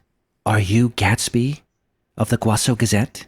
Well, I don't like to talk about it before a couple of drinks, but yes, sure, why not? She claps her hands together, closes her eyes, and she's like, "This is a dream come true. Well, I've been heard waiting that to meet before. you. Your storytelling is just chef's kiss. And if you would be so kind, you would honor us if you could join our organization, Stag. We would make you an honorary member. We would give you the accoutrement of someone of your station that is deserving of. Well, as flattering as that is, it is important to state that what I write, as good as it is technically the truth. Sometimes. Oh, I understand. And she gives you a wink and then elbows you. Yes. That Yes, the best it all stories definitely happens, are rooted in the so- truth. Yes, so what I write, obituaries and stories that happen have definitely happened, and are not exaggerated or made up in any sort of way. Oh, no, of course not. To any No, you're- lawyers who happen to live in this area, everything I write, as far as I'm aware, is accurate. Oh, please. All the lawyers live in Shireford. Don't worry about that. Willie leans over to Jade and just whispers, "He's so good at lying." So, Doozy snaps her fingers and Six Guy goes to go get a couple of boxes. She comes back and she gives them to you. And it's like, please, we will not take no for an answer. Please take these and be an honorary member of our guild. And so she hands you 2 boxes. What are these, like, just empty boxes, or can I put things in them? Well, you open them, and one of them has a pair of living gloves, and the other one has an emerald pen, which, let me see what they do. Oh, small boxes. I was imagining like giant, Yes. like moving boxes. No, not like moving So boxes. I've opened them up and one's just got a pen in it, and I'm like, you couldn't have gotten a smaller box? So with Just a side note, I hate the idea of living gloves. That is inherently gross. it is gross, but that is when an honorary a member of the status of someone like Gatsby shows up, they give them living gloves. It's symbiotic, and you can put them on or not. But if you have them on, and they're you double your proficiency with your calligraphy supplies if you choose. That's my just But right. do they wiggle? They just become one with him if he chooses. And the emerald pen requires no ink to write, and while you're holding it, you can cast illusory script at will with no material components. Oh, that is very handy. I can take that off my spell list. Please, you would honor us if you would take these gifts. Very well, very well. I will accept the gifts, assuming that I don't actually have to do any work. Oh, you've done plenty of work. You're legend. People know of you. You've done everything you need to. In that case, I accept. Now, does this come with any other perks? You know, like key to the town, or some like Margarita Mondays, that sort of thing, 2-for-1s? You do get 1 free coffee per day at any $1. Is that Willie whispers to Jade, "Oh, but they only have the bad one now." I mean, is that any $1 here, or is it like a countrywide offer? Oh no, worldwide. Worldwide. Okay, yes. There's one in Nicomoy, I'm sure. So, yeah, I mean, I think there it's are 17. I think it's just a drive-through near me, but that'll do. Sometimes the drive-thrus are better because they're more focused on getting the stuff out instead of like making customers happy. So like that's actually a boon. And again, I'm just whispering this to Jade. I mean, the only issue there is I don't have anything to drive through on, so I might just have to pretend I've got the horse. I wouldn't worry, it's happened before. I'll do it again. Should I buy Gatsby a horse? No, it's Do you okay. want It's a okay. horse? I've got the broom. I can act. Gatsby, I am I'm no whispering to clip-clop. Jade, It's no sir. big deal. You are furthering the plot, and I am actively trying to distract. Which is such Really? a weird role reversal. I thought it was the other way around. No. To quote Aladdin, you ain't never had a friend like me. I've only used that quote as a threat. So, Joyful Babette kind of tugs on Willie's coat and says, "Oh, it's so good to see you again. And oh, Jade, yes, I remember you as well. I'm so glad are you here to solve the problem of this metal man?" Oh, you know me. I'm always solving problems. I'm very important in the guild. But I should be going now. They need me, you know. They need me to solve their problems. Artists freak me out. I don't understand not rules. Not rules. Being a creature born on the borderline of life and death, rules are the antithesis to my mental state. But when you don't have rules, you don't know what to blow up and what not to blow up. It's all very confusing, and I want to blow up everything, so I don't know what to do. Well, that is why you need to live an artist's life. No, that's the Tanger voice. That's why you need to live an artist's life, my friend. Understand that there's a time and place for everything. And while, yes, some people might agree that things need to be protected or destroyed, it is your artistic choice and your binding contract to those who view your art to use your art in the best way possible. And as long as you do it in good faith, there is nothing to be ashamed about. Early? And I light a torch, dangerously close to the powder keg. Oh yes, I forgot we were doing that. I cast thaumaturgy to make the torch flicker enough to light the fuse. Everybody away! Let's clear this fountain so we can construct a better one. Demolition is part of reconstruction. And Willy just said I could. You see a mixed response because many of them are like, no, that's our culture, don't destroy it. But then there are some aspiring sculptors like, yeah, I could really imagine something much more beautiful and elegant and they just start describing how they would make an improved fountain. Willy has a two-part thing I need. One, I think it would be fair to do a quick perception to see something was taken out of this fountain. Can I see a missing piece? And then depending on that roll, it will change my second action. You're about to see a lot of missing pieces. Exactly. Well, I'm about to eat a bomb. So if you've ever seen the Trevi Fountain in Italy, it's just this immaculate, beautiful, has statues and water flowing in various places. It's similar to that, except half of it is destroyed. So the statues that were there, you could see where the statues were sitting, they're gone. A lot of the pipes are twisted and bent. What's interesting is the stone and metal that would have taken its place isn't just scattered, it's just not there. Stone and metal. Right. And then the water, as a result, is just gushing out into the plaza where the elf is doing her interpretive dance. Okay. It's almost as if it walked up and walked away.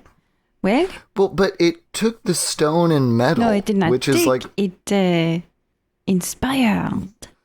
Yes, it's beautiful. And Willy doesn't have eyes to roll, but you see a slight whirlpool in his green pits. Why? What about this stone and metal was precious to this metal man? There has to be something, but there's nothing left. Because it walked to it. So, powder cake! Everyone away! I would like to light it. Yes! Thank you. Yeah, Willy did not get enough info to think that this site needs to be protected, so fuck it. Sorry. Forget it. Blow it up.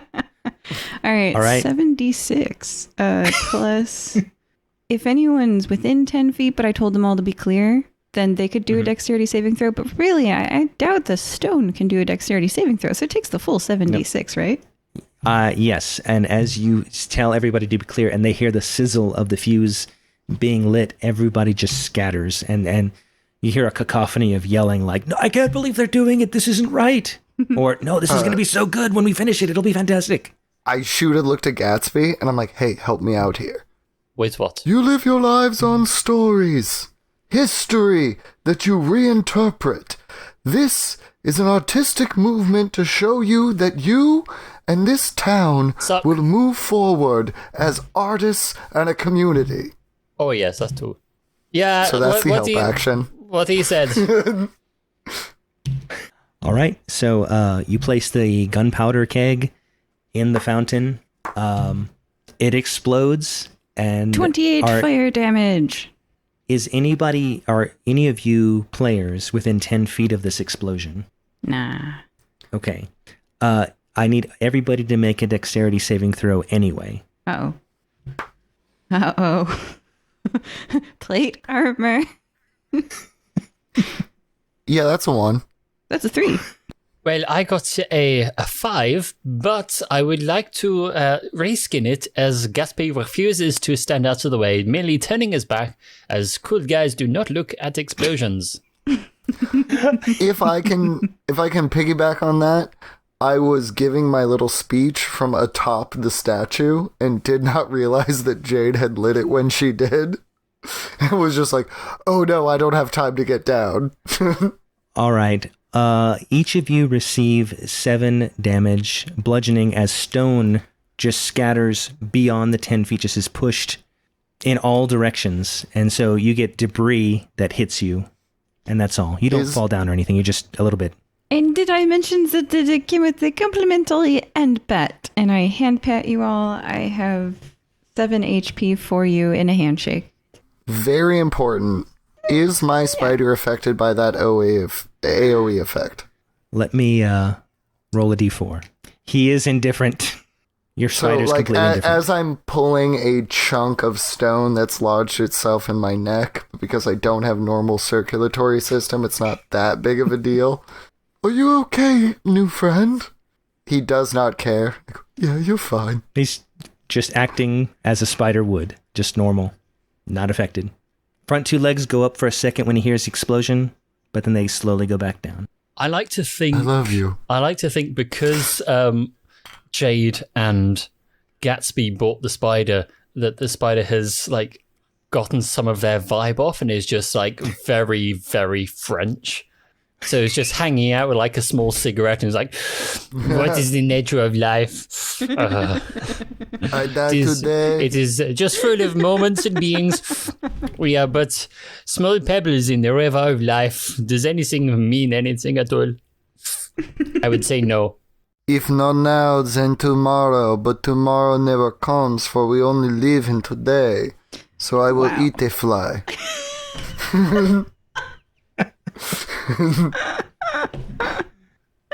It's just Willy, just wide-eyed. I love you. Love is a construct that we use to bind ourselves to another, to anchor ourselves to existence because we are too afraid to live on our own. Oh, you're just a little spider guy, aren't you? So after the explosion, you see many... who was it? Doozy and Six Guy, the stag members. They're just writing furiously because they're recording an event that has happened and they're going to turn it into a story later. And so they're just writing furiously about these adventurers that came and destroyed this old fountain. And then to the side, you see some sculptors that are just kind of like, you see them putting their fingers up, like trying to imagine, okay, what will this be replaced with and how beautiful will it become? I look at all of them as I pick just a random rock off the ground and put it in my pocket and say simply, you will never be whole again. You see nods of approval from the people writing the books like, that's a good one. That's good. And they quote you. Guys, I think we might have just started a religion. As they plan their statue out to have a little piece missing from each figure. Yes, each one is not whole, yes. To quote my dear Tanninger, I've been the start of many a religion. It's just, they're going to be arguing as to whether the explosion as a fountain was a mistake or like an effort to rebuild better. Maybe it was just an artistic thing. We've made like 3 different sects here. To be fair, looking around, there are 2 tieflings and an undead. I think we made 3 cults. Cult religion, what's the difference? Really? Dude, Willy leans into it and lets out Wilhelmina, one of his only female personas, who lays back on the destroyed fountain, lights a cigarette that she just takes out of someone else's hand. Takes out of the spider's... Yeah. Takes out of the cage. The spider lights her cigarette. Nice. That is what we do. We are adventurers. Oh, no. And with that image of Wilhelmina taking a drag on a cigarette, we were joined by Willy, Was it, though? Gatsby. Well, we must see what the second half brings, assuming more explosions, more chaos, certainly more spider content. That's what everybody's here for. That's what I'm here for. And Jade. Why was I a guard for 27 years when I could have been in demolition? Lawful explosions. Perfect. I found my retirement calling. And on the subject of lawful explosions, Willy has been reading this, strange crystal he found, which gives insight to another world. And some people have been talking about the fire-breathing kittens. Someone, I don't understand the name, but Joshua T. from Washington had to say that fire-breathing kittens is some of the most genuine actual play that I've seen. While it's not the most polished game in the world, you get to watch actual people play a game that they love. And there's something to be learned from that. 5 stars. And if you would like your review read, just like Joshua T. was, feel free to leave it on your favorite podcasting platform, or just go ahead and DM us directly. Leave us a review on iTunes. Yeah. We'll see you in part 2. Bye. We hope that you're enjoying this episode of the Fire Breathing Kittens podcast. Please leave us a review on iTunes.com. If you leave us a review, we'll read it on air. It's fun listening to the words of your review get read by the characters you know and love. So go to iTunes.com and leave us a review today. Can you think of someone who might enjoy this podcast? Please share it with them. Is their birthday coming up? A special anniversary? Would you like us to wish them a happy day on your behalf? You can arrange for us to read your shout-out on air at firebreathingkittenspodcast.com through our partnership with the website Buy Me a Coffee. Welcome back to Fire Breathing Kittens. I need everybody to roll a d20 to see who will be lucky enough to recount what happened in our first segment. 6. Lucky number 13. 7. I heard a 6, a 13, and a 7. I'm holding up a number that was previously rolled, and my camera is... There we go. That looks like a 2 to me. It is a 2, so I believe Willy is the winner. Can you recount what has transpired so far? Unfortunately, I cannot. I blacked out for a period, so I will let my dear friend, the king of all creation. Willy was betrayed after trying to make a deal to save the livelihood of a neighbor. His guildmates removed his spider. Lost and without his closest friend, he fell to the floor, but luckily Jade and Gatsby were there to lift him up. I was free for the first time in years as we discussed the prospects of opening a tavern in the husk that was once Sunflower Sundries. We would have to combat both the bank, the educator, and of course, that lady who was at the bank who was a total jerk and a speciesist. All of us are dead, as will she be one day, and yet she hates the undead. Calls us vile, we are but human nature, but that is enough. After going to the pet store and providing a thin facsimile of Willy's spider, Willy accepted their offering. Together, they saw the postings of those who cried for help and decided that they would take upon the task of solving all problems for all people. They then went to Once Upon a Time, a thin name with a thin prospect. People broken because their favorite coffee shop was no longer there. They do not know true pain. A fountain was found and a conspiracy unveiled. What was hidden behind the fountain, none may know, because Jade has decided, the mighty mother amongst mothers, subject only to her wife, the provider of food.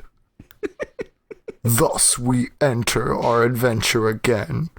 Willy, It is your time now. Hey guys, what's going on?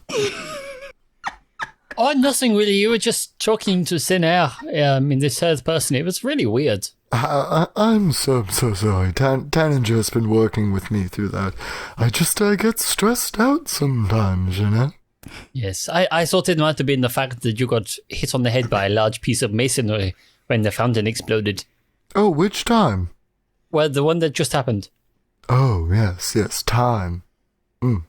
When we spoke last, I believe Willy was taking a drag off of a cigarette. And Wilhelmina was taking a drag off a cigarette. Correct. Wilhelmina was. And then I believe you were going to decide what to do next.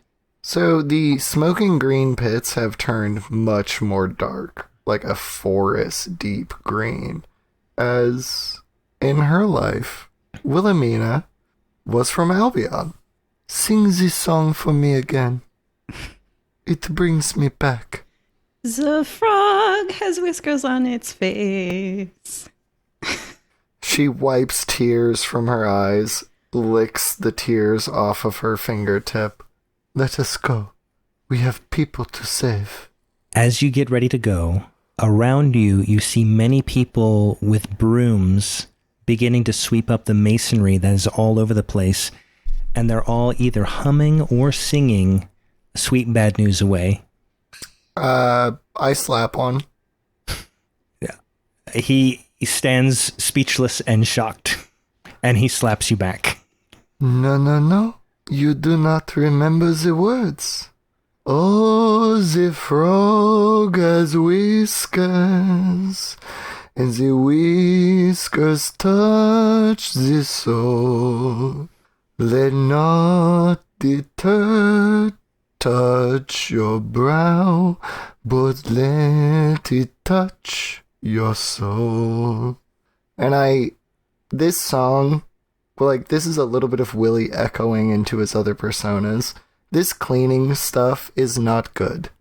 They need to be singing when the frog has whiskers. You see and them. Oh. The charisma-focused, powerful figure that is Wilhelmina is the one to do it. So, upon hearing that beautiful rendition, the man just lets his broom fall to the ground, and a single tear tracks down his cheek. That was beautiful. You are beautiful. And she wipes the tear, puts it to her lips, and kisses him on the cheek. He Sing blushes. it to your friends, to your family, to everyone you meet. I will. Thank you. Yes, you will. Come on, my friends. And then I gently brush my hands across the breasts of both Gatsby and Jade, and then move forward. My sword is out. Cool. I move I am a past. monogamous married woman. My sword is out. My shield is drawn. Okay. And she continues on the path to the carriage. All right.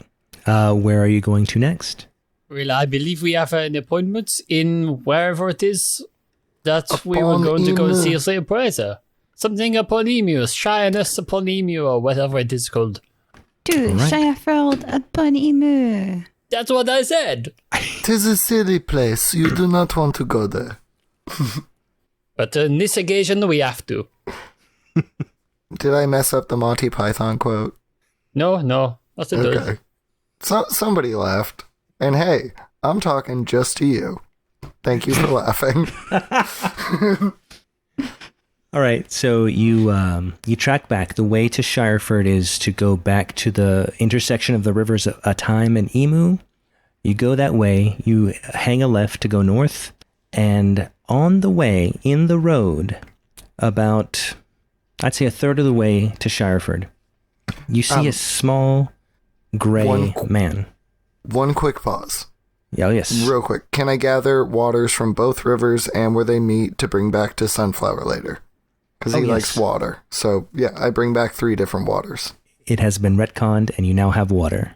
Continue. Sorry. All right. You are a third of the way to Shireford, and you see a small gray man walking the same direction you're walking. Or I guess you're in a carriage, and you just see him in the road. would you like to run right past him, or? There is a man. That is not the man. That is a replicator. It wants to make more of itself using stone and metal. I suggest that we do not give it those things. I put my sword and my shield away. I'm like looking at my new AC. Oh crap, what's my new AC without a shield? I don't know, it's like too low or something. Okay, so I shout out to the person. Am I within 30 feet of them? Yes. Are you leaning out of the soundproof carriage? Yeah, Oh, do yeah. you open a window? Yeah. As you're doing, because it's definitely hang crank. Old school, right? Yeah, we're not that advanced. It's still Dungeons and Dragons. Jade, there was something special about the metal and stone of the fountain. They did not simply eat the entire thing. Maybe we could figure out what metals they are looking for. Okay. I do not shout out of the window. But Well, did you- feel free to shout. I will Did shout you right op- now. Wilhelmina screams like a bloody shriek. Okay. Um, So if the let window us- is down, all of you hear in all of the languages that you understand simultaneously the following. Greetings. I mean you no harm. I am a representative seeking information on current events regarding the ongoing plague. If you would be so kind, please speak to me about information regarding the subject. Thank you. And then it repeats. Now, quick question. Did we ever actually bury that corpse? No.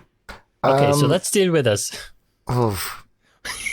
Oh, it's waiting Jeez. for its appointment at 2 or noon or something. 2 hours from now. Yeah, let's go with that. But I had 4 more. I could bring one with us. God, no, the King Why of all wouldn't there be creation. one in the carriage? It's soundproof. The King of all creation agreed with that racist piece of something. In that the body should have been buried if we're not going to use it for a purpose. Oh, okay. So we were taking the other 4 to get buried. No, we left 3 in the place to be haunted. We brought one to the bank. Yeah. So Yes, and because she it was like, couldn't sing. yeah, and one of the only things it said was, "Please bury me." So like, yeah, I would have liked to imagine we did that at some point. Okay, let me just check out of the back just to see whether we've managed to run anyone over on the way here. Maybe there's one trailing. If this is a goal the party has, I can just be whistling through my night collar, and then I feel like there would be a magical tug when I actually find an undead corpse. Like, I'm sure someone has died and been buried on the side of the road. Well, my logic was if we just happen to have one of the corpses which died of a plague with us, they could answer the questions on the plague. Does that make sense? If you think that the populace is educated, How did it feel to die of the plague? Oh, I don't know. I didn't get enough schooling. no, I got the plague because God said I was bad because I looked at my neighbor's wife. Like, there are things to be learned. I'm not devaluing what you have to say, but like, what is knowing about the plague beneficial to us at all? I think our most important thing is, do we have a corpse with us right now? And I think we're all agreeing yes, right? Yes. Yes, we do. And the one who asked to be buried, we did bury because we're not total dirtbags, right? I mean, we could say we buried most of him. We only need the skull as far as I'm aware. I would ask the DM for a retcon. I would have buried the body. Like, Okay. if it asked to be buried and it had no immediate purpose, there's plenty of corpses in the world. Well, you did not find dirt outside the bank. However, I think you went back to the guild hall afterwards, and so what I imagine is that you may have left it in the sunflower shop, if anything, or found some dirt that... Yeah, can Sunflower have, like, a beautiful, like, corpse garden? Like, Yes, in their back? plenty of soil.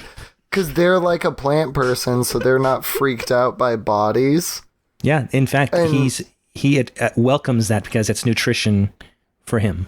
Oh, that's also a good explanation as to why their shop sucks, is because the good vegetables they have, someone is like, they're fertilized with corpses, right? And then they're like, oh, I don't know if I want to eat here anymore. And he's like, I'm a sunflower. What do I care?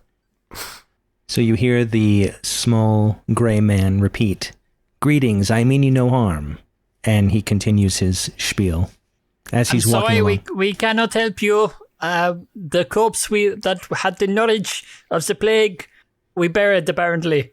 I'm not sure which corpse we're tailing around now, but it need not have the plague. At the sound of your voice, he turns around and he walks toward you and says, "Hello, can you help me?" I just said no. What do you need help with? At the sound of the second sentence, his eyes turn slightly red, and you hear the following. "Priority override. New behavior dictated. Must seek replication materials. Please clear the area for safety. Commencing construction safety alarm." And you hear a repeated "weep, weep, weep." Yeah, go horses, go. No, I agree with Jade. Cut the horses. Frick Taninger's carriage. Let's see what materials they take. Let's move a safe distance away and see what these things do. Okay. Then I need everybody to roll initiative. What does my party agree with me? Yeah, sounds like fun. All right. Okay, then we back up a safe distance and we let this robot do its security protocols while making sure that the nice horses are a safe distance. 14 for my initiative. 8. 12. And then he got... Okay. So, just to be clear, you're probably, 30, 40 feet away, maybe more? Okay. Probably closer to 200 feet. Oh, so you're that... Okay. He starts looking... Sorry, very important question to Jade. Did you use all of the gunpowder? Yeah. Okay. I'm not exactly the type to ration that. Well, we do have quite a few fireworks still. Yeah. You bottle rockets and whatnot, yeah. Well, then if we have the sense enough to grab our fireworks before we leave... Oh yeah, we're not leaving those behind. We're maybe 100 feet away. But if we think that there's a chance of this carriage exploding, we're much farther. Okay, so let's just paint the picture. You were about 100 feet away with the horses, correct? The carriage is disconnected, and by this man? Or what are you doing? So I'll give you one free turn to do all this. If I may. Carriage stops. Guys eyes turn red. Hey, I'm going to do something weird. We get out, cut the horses, slap them on the butt, so they run off out of danger area, because we're not trying to kill animals. Okay. We then back up 100 feet, so whatever this thing's going to do, we are at least a distance away. So I'll say you can each move one free movement or free movement and dash this turn if you want to get away, and that'll be how far away you are from this thing and the carriage. Does that sound good? Yeah, I am just stepping 10 feet from the carriage. Okay. Because my goal in life is to be the barrier between my friends and that. And my goal in life is to let her. So I will stand on the other side of her. With her in between me and the carriage. Yeah. All right. So let's see. First is Jade. I'm going to ready a... I mean, can I just wait? Can I ready... Can I wait until it does something and then ready my turn? Postpone or delay? Is that a D&D action? Yeah, I'll let you ready an action. You have to set a condition to trigger it. All right. Well, then I'm going to cast...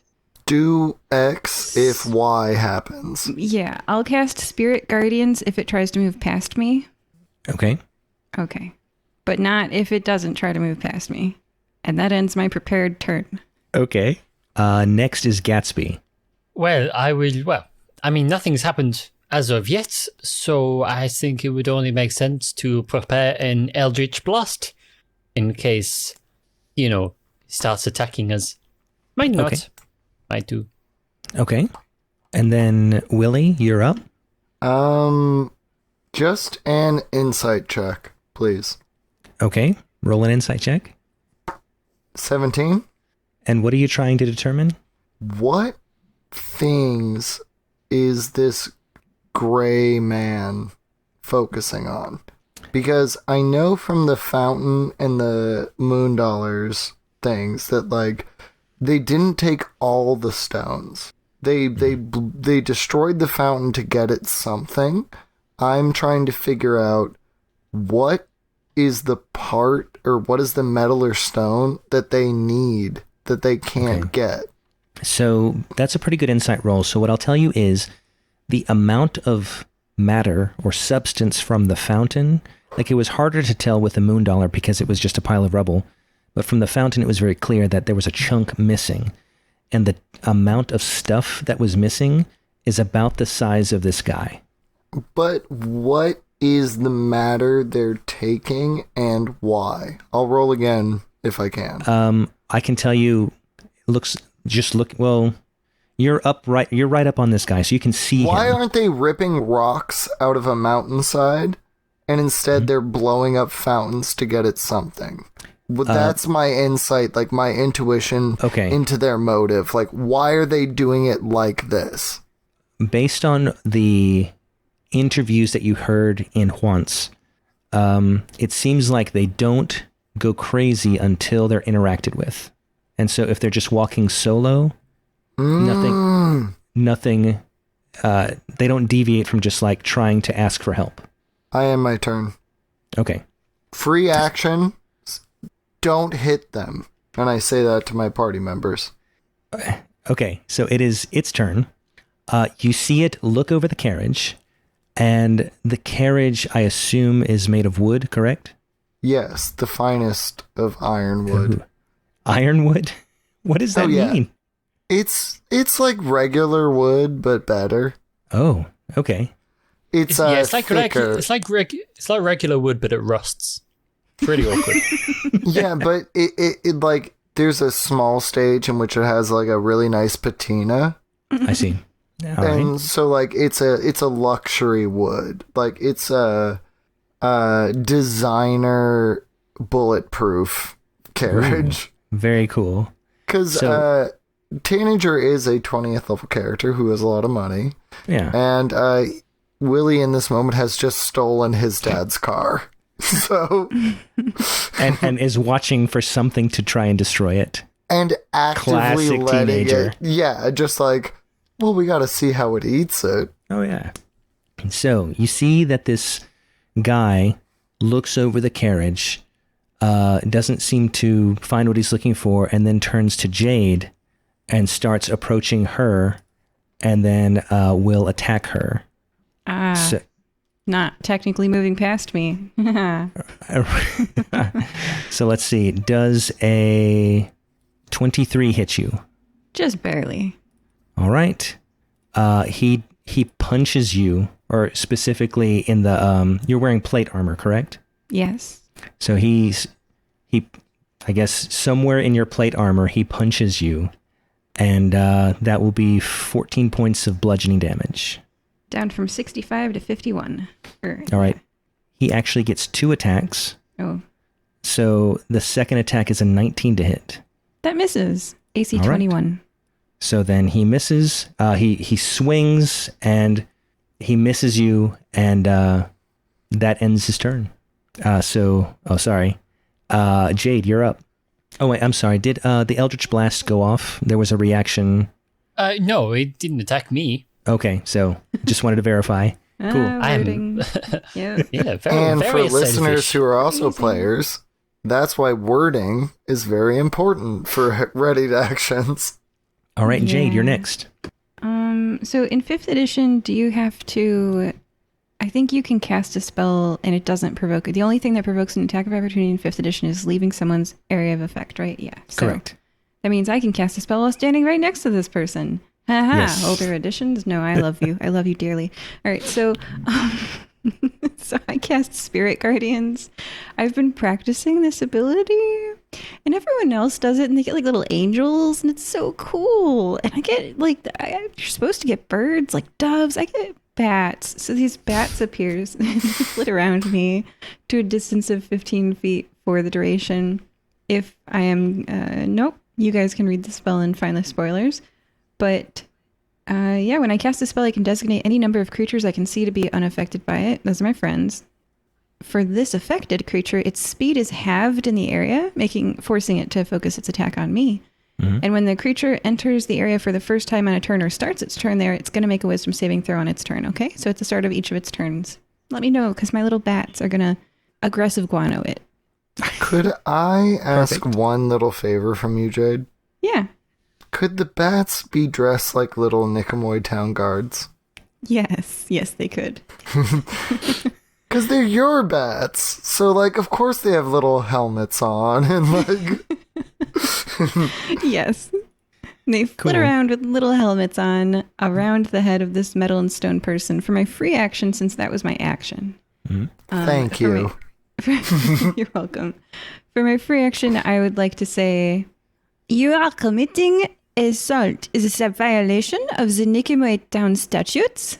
I suggest that you desist. I will be forced to enforce the law upon you.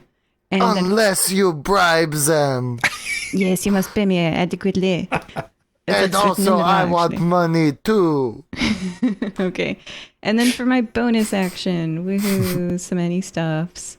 Champion Challenge.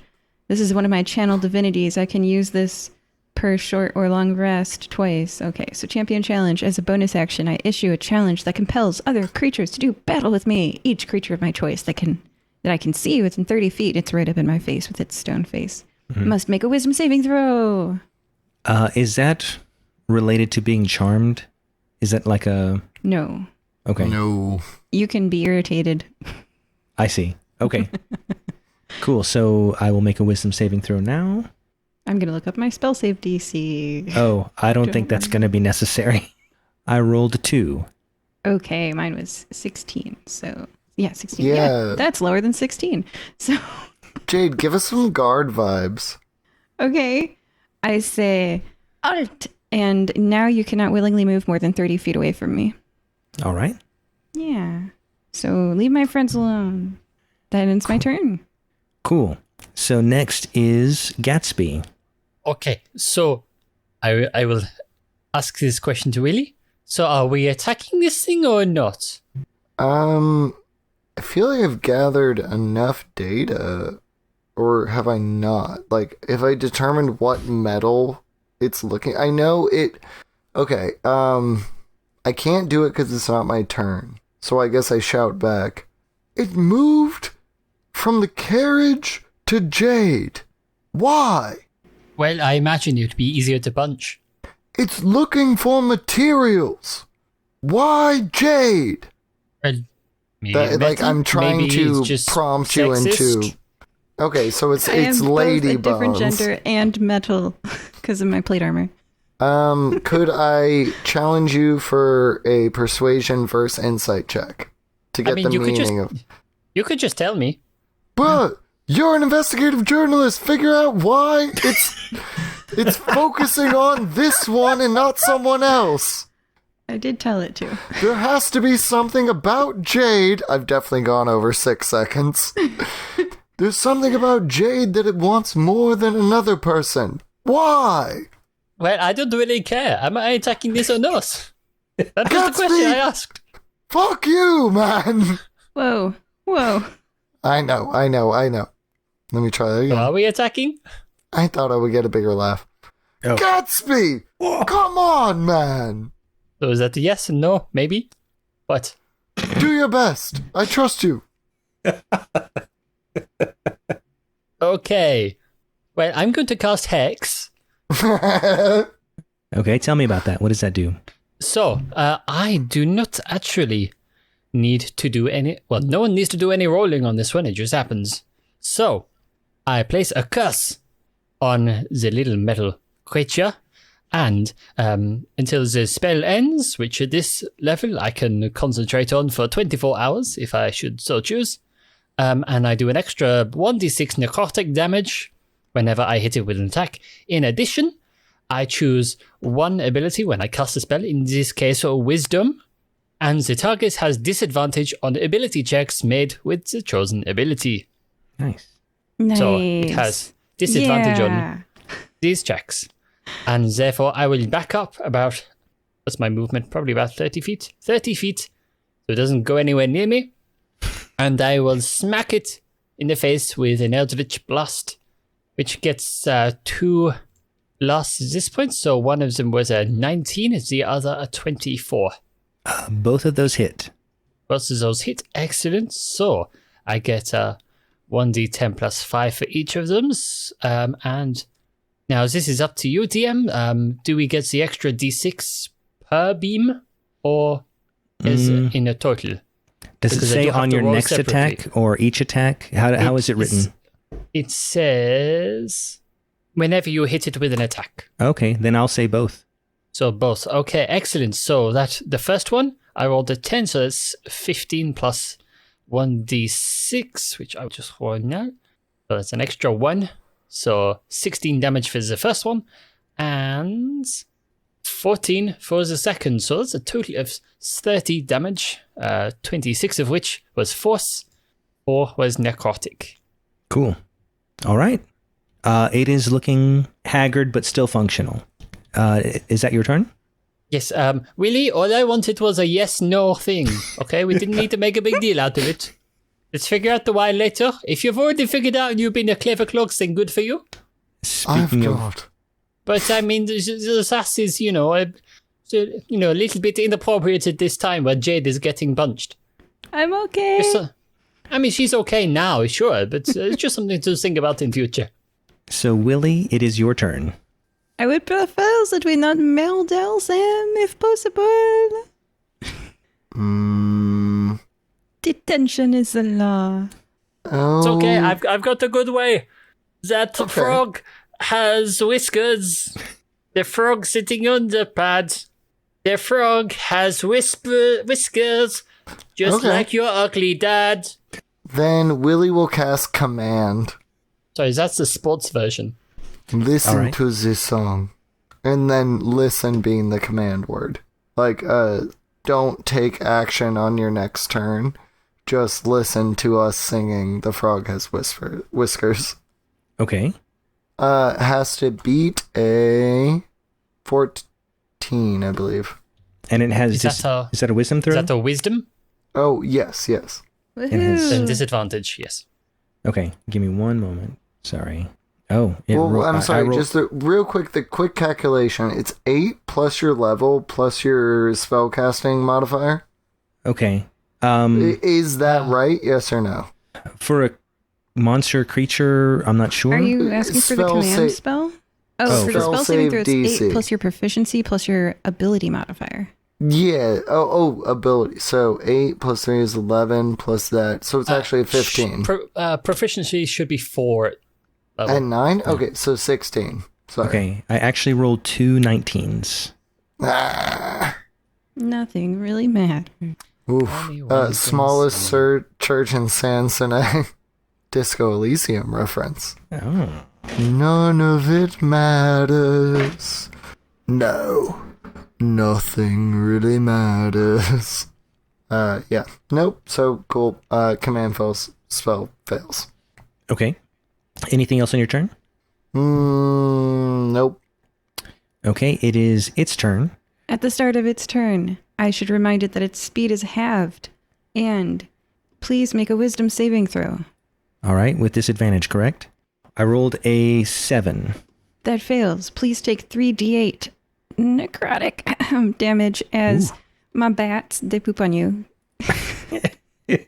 All right, do you want to roll the 3d8 or shall I? You can. I have but physical dice.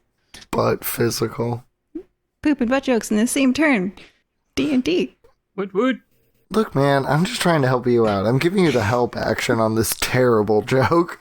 So I rolled 18 damage, and that is enough to take it down. So And it's non-lethal because my spirit guardians are good boys okay. and girls. So and they're it bats. it stops moving. Eyes go from glowing red to off, and it just stands there, and we can roll out of initiative. Buried under a pile of bat poop. Right. My friends are still here for a good 10 minutes, guys. I'm just gonna, hey!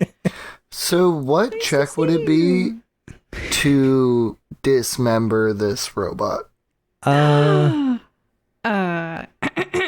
I don't... It's I guess a it would be robot. attack you can rolls, just maybe? remove the limbs and make it non-lethal, and then we can have it walk with us and talk to it without it being able to attack us. One item that all of my characters seem to have in common is handcuffs for this reason. Because there are ways to... So I have manacles officially. It's part of my character. And so I take out my handcuffs and I say, I have an alternative way to disarm them. Are you interested in these manacles, perhaps? And by the way, these metal restraints can bind a small or medium creature. Escaping the manacles requires a successful dexterity check, DC 20. Breaking them requires a successful strength check, DC 20. Okay. Each set of manacles comes with one key. Apply to robotic characters, or would something with Hydra, or what is it? The thing where you can... Oh, I can't think of the word. Anyway, would a robot gain advantage on this? I will say it's a humanoid-shaped creature, item, robot, however you want to describe it. It does have 2 arms. Manacles would restrain it. And it is currently deactivated based on you attacking it. So it's not going to do anything. And then if it does wake up, it's not going to be able to move its arms. Yeah, and the manacles have 15 hit points. There are all the rules. I love rules. I put it in manacles. All right. Why doesn't everybody roll a perception check? Hydraulics. That's the word I was trying to remember. 12. 11. 10. Okay. It is deactivated, so you have... The DC was pretty low. You can see that it is made of stone and metal. It is a creature, or a... Not a creature, what is the word I'm looking for? A construct? A construct, yes, thank you. It moves very well. It looks very lifelike. And on the back, you do see some writing, and it says, property of Kinshigan Dana. Well, does that name mean anything to anyone? Not to me. No. What stone and metal is it made out of? It looks remarkably like the type of stone that you exploded of the fountain. So here's a very important question. The general stone that was left, or are we looking at the absence of the stone that we thought was supposed to be there? This construct is made out of the fountain. Yeah, but why was there still fountain afterwards? Or was it just, what is this special property of this metal and stone that they need? DM's doing a shrug. It could just be nothing. It could just be a... No, it can't be nothing. Otherwise, they would have eaten the whole fountain. There has to be some... if they can only transmute like a certain mass of stone, like... That's what I'm saying. What is that certain mass? Like, what are we looking for? Because what if, like, the foundation of our government building was made out of this special stone? Then we're just going to have a bunch of robots. Does it have to be a special stone? Cannot someone just use, like maybe an artificer used, I don't know, shape rock and then awakening? Like in a nice combo, just make them... Or like making a golem out of it? That's what I'm Jade, trying to figure out. Could you just pick it up to see how heavy it is? I pick it up. It is quite massive, so it would weigh approximately 400 pounds. Can you pick that up? I try to pick it up. I have a strength of 18, and I think it's 15 times 18 is my... Yeah, no, I can't pick it up. So it is small, it is short, but it is very dense. I say, construct. My friends, they have so many questions for you, and you're not answering them. And I guess I healing hands it, or lay on hands for 1 hit point. Okay, it reactivates. Traditional paladin. But I say, this is going to convey well over podcast. She puts a finger to her lips to indicate silence. Okay, so it reactivates, and it doesn't move its mouth or anything, but you hear the initial greeting that it had. Greetings, I mean you no harm. I am a representative seeking information on current events regarding the ongoing plague. If you would be so kind, please speak to me about information regarding this subject. Thank you. And it starts walking. No, wait, but... Guys... Okay. Sorry, maybe I wasn't clear about the manacles. Manacles aren't handcuffs, they're manacles. Oh, then it tries to walk and is restrained. Guys, why don't we try speaking you're to talking. it? Oh, this is out of character? You do have a soundproof carriage right next to you. Okay, so once I open my mouth and go like, and I see Jade like, no, shut up.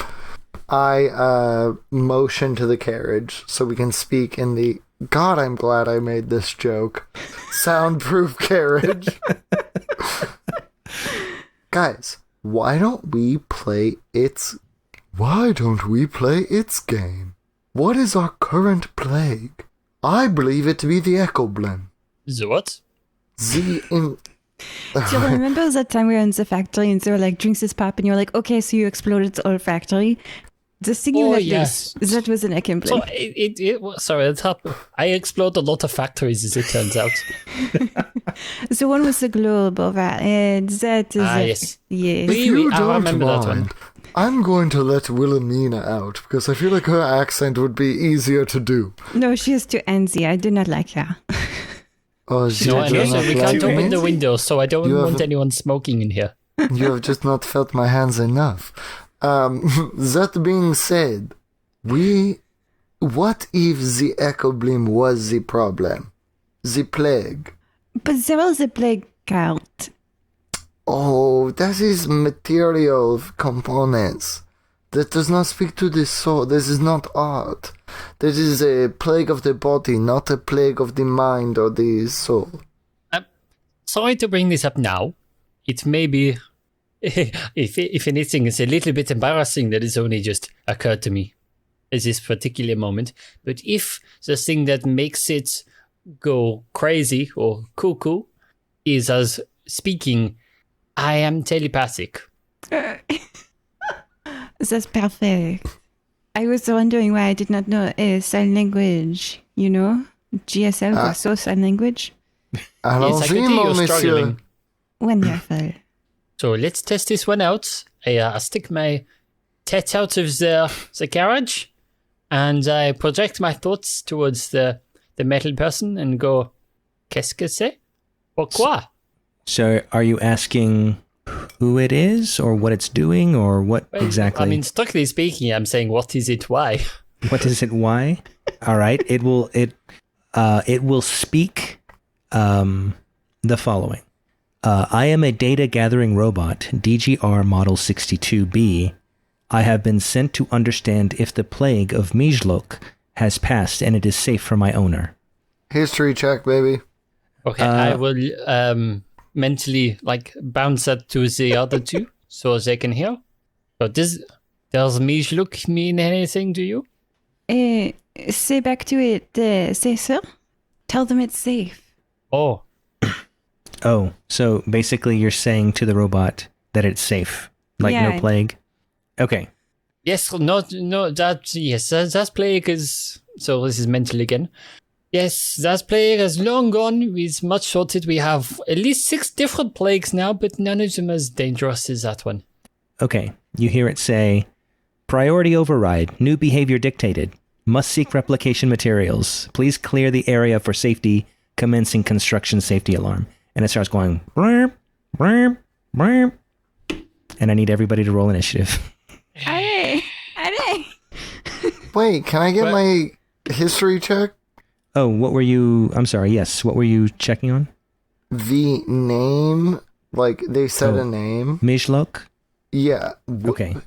With a 23, does that have any meaning to me? To you, since you would stare at that spider by the job board in the guild hall so much, in your peripheral vision, you would see the map of Guaso and Nicomoy, around the Nicomoy area in particular, and you would note that there is a very small village called Mijlok that is kind of in the middle between Brindlestoke, Shireford upon Emu, and Once Upon a Time. Oof. Okay. I got a 19 on my initiative, Okay? and I will wait for my turn to act.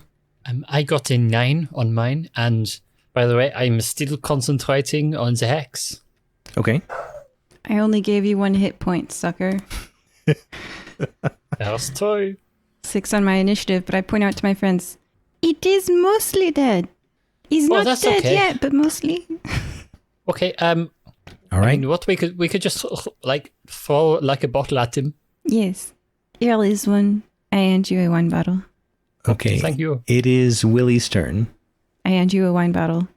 Replication protocol unneeded. Seek query. Leader of town name. Mijlok. Mijluk. It is unresponsive to that. It is eyes are red. Alarm is blaring. Your hands All are right, tied. then and Big you have- Swing Willy. He goes to attack it. Okay. What is your attack? With a what is it called? The Paladin thing? What was that Divine something. I get a +10 to it from my Conquest Paladin. So that's a 27. I missed what you said. 27 to hit? I forget the name of it. It's not Lay on Hands. It's the other thing you get. Divine Smite? No, it's another one. Hold on. I'll find it. Well, let me just say, it was a 27 to hit, correct? Yes, using an ability, I add +10, 27. Okay. It hits. It has 1 point of health. Do you get at least 1 damage? Yes. Then it is now deactivated and we can step out of initiative. So I absolutely smash this thing with the broadside of my great sword. And just not even sever it, but just break it into components. Okay. Can you roll a damage roll? No. And Okay. and here I am with just this bottle of wine ready to just smash it. That's 13 points of damage. Okay. Its head falls off. Oh, And I've got an idea. I want to settle a debate with someone. I walk over to the body and cast Speak with Dead. I want to find out if these robots have souls. And it says it doesn't return a soul to his body. I already read that bit. But if it is or was alive in some description, then it may be able to talk. And Devil's Advocate, depending on how much they go into Warforged technology, there might be a fragment of a soul crystal in there. Okay. Let me just be transparent. I did not anticipate this, but I will say it is able to speak to you. You didn't anticipate fighting the monster? No, as someone speaking to a robot. I was just not exactly on the top of my mind. I have Okay. sent the I'll spell in allow the it. chat, and it is allowed. Indeed. Okay. It is communicating to you. It says target a corpse of your choice within range. It doesn't say it doesn't work on constructs. You're right. Okay. What would you like to say to it? I will let Willy handle this. He seems to have a much more capable hand on the situation than I do. But I can just keep repeating the spell if we need any more questions. 3 questions, right? 5. And now that combat has been ended, this is our only combatant, right? Yep. Why do you believe you exist? Whoa. Holy cow. I have been sent to understand if the plague of Mijlok has passed and it is safe for my owner. Oh, I would have answered you with I think they're 4 a.m. player. You're lucky. You got a nice DM. Persuasion check. That is not a true answer. Why do you believe you exist? And that is a 7. Okay. I exist to execute the will of my owner. I am to gather data and return it to my owner. I sprinkle a pinch of salt and put a copper piece on each of its eyes. Don't mind I me. fish a couple of wine glasses out of the carriage and pour some wine for Jade and myself. Tanager's carriage definitely has one of those things where you hit a button and there's 4 chilled wine glasses. I need that. Yeah. And who do you believe your owner is? I am the property of Kinshigan Dana of 23 Kings Loop in Mijlok, Guaso. Ooh. I look at my friends, I push the robot out of the carriage and go into the soundproof area. We can ask it, where was it created? Like, we need to talk to this Whoppy Goppo dude. Do you know what I would ask it if I could ask it a question? I got 2 more questions by my count, so feel free. And then I can just recast the spell. Every 10 days, right? No, it says the spell fails if Oh, yes. So I misread that part. Yeah, you only have 5, baby. Gotta make them count. Well, so far it's only been Thanks, 2 questions, Mom. right? Well, we'll wait 10 days and then we'll 3. come There back was to it. one. I did ask one redundant question. Oh, I see. The listeners will nail me on that. Yes, I immensely. The question I would ask it is, it's okay if I go outside and I ask this question? By the way, this is not the question. It's only question to you, To the Willy. robot or to Willy? Okay. Like 3 different voices come out of Willy's throat and say, "We trust the mother." Okay. Here is my question. You're Ed.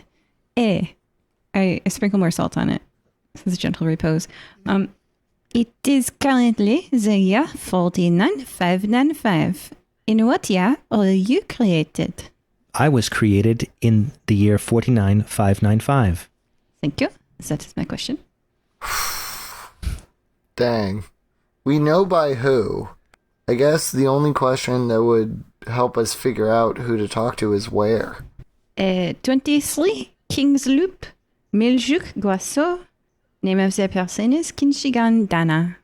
Okay. All right, Gatsby, you have a question. What do you want to ask it?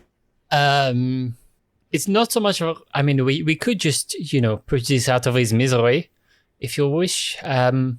Or we could just, I mean, we've got 10 minutes. We could just keep it around with us, if you want. You don't have to ask it any more questions. You just talk to it.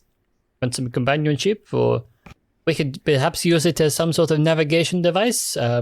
Maybe if we head over that direction, it might start vibrating if we get close enough. Okay. Then we just hold it over a certain direction and it vibrates more. Corpse carrier picks up the head. Classic. So yes, I will pick up the head and put it on the front of the carriage as some rudimentary navigation device.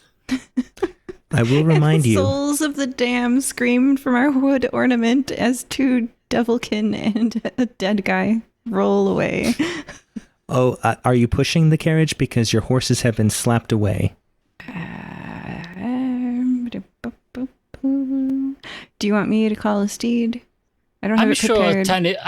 Tanager built in some sort of mechanized device which allows it to be horseless. He just likes hanging around with horses. I'm gonna go in the middle of the road. He does have a gear set where 1 to 2 people can pull this cart. And Willy will just go out and start pulling this cart down the road back. It's much slower than a horse, but it's not the full back-breaking effort of carrying a cart on your back. With 18 strength, Jude just can't watch. She has to, go help. All right. So as Jade and Willy are pulling this cart down this muddy road... Gatsby riding on it, not walking. Yeah, Enjoying chilled wine at that. I would love to help, but this bottle of wine has not been finished, and it goes bad if it's not drunk, so I must do my duty. Well, then pass it here, my friend. Oh no, Wilhelmina is back. I cannot reach. Oh, it's such a shame.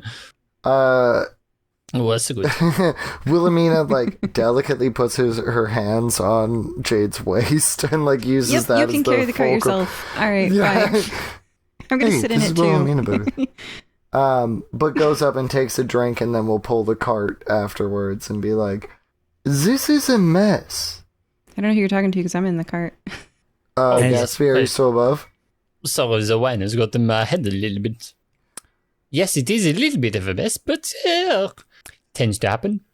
As you go along the road to Shireford, you see a billboard. And below the billboard is a collection of flowers. And the horses that you had slapped away are currently eating the flowers below the billboard. I know this is a violation of the HOA Association rules. And I hop out of the carriage and I'm like, horses, come here. Don't make me hex you. Do perform an animal handling check. Ew, never done one of these before. I have to look that one up. What's my animal handling? +1. 16. The horses look up at you and listen to your whistle, and they come toward you. Here are some apples. 6 apples for each of you. I know so much about animals. Yeah. They start wiggling their ears in delight, and their tails start swishing as they munch down on the apples. All right. Oh, Willy, I killed your horses. All right. What? Not yet. Later. If you would like to reconnect them to the carriage, you may. I do. I have no idea what I have done. You've attracted them to you, and Yes. they are butter, or I guess putty in your hands, not butter in your hands. That would be weird. That's what they'll be later Okay. when they're dead. and being So, horsemen. All right. also, Yep. the billboard has a picture of an attractive couple floating on inner tubes wearing large hats and drinking out of coconut cups with small paper umbrellas. And it reads, "Relaxation is just 5 miles away. Shireford upon Emu." Hey, you guys know I am technically a fire-breathing kitten. I think I have another day job I need to do, and it's floating in an inner tube. Yes? No? No one wants to join me? We could just retire, you know? We don't have to work all the time. What is life for? Is life to work, or you live to work, or work to live? Wilhelmina lights a cigarette. Goes, Oh, no. Jade, I do not understand your trajectory. You seem to be both frivolous but moral at the same moment. How do I understand this? I just remembered I was inviting, so it's okay. Let's go investigate the crime. Ignore the question, but that does not make it go away. Oh, God. I run walk away from Wilhelmina. I'm like, Wilhelmina so Gatsby. enjoys being the spider in the corner of the room. So Gatsby, we are looking for the reappraisal so that we can get a lower price for sunflower sundries. Yes? Let's go. I believe she is looking for something else. The handsome reward from the Economic Council. Thank you, I almost forgot. So as you continue down the road, you see a couple of more billboards. One of them says, "Investors, merchants, and tradesmen looking for new opportunities to expand your business? Inquire with the Economic Council of Shireford upon Emo, EcoSue, and let's succeed together." The last billboard that you pass says, "Hurt in an accident? Call Sue Leach.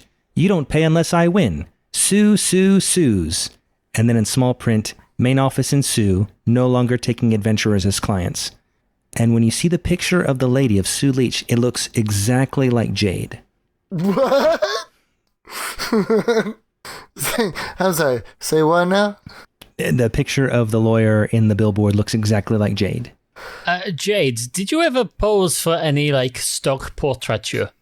Did you know? They told me that photography was just between them and me.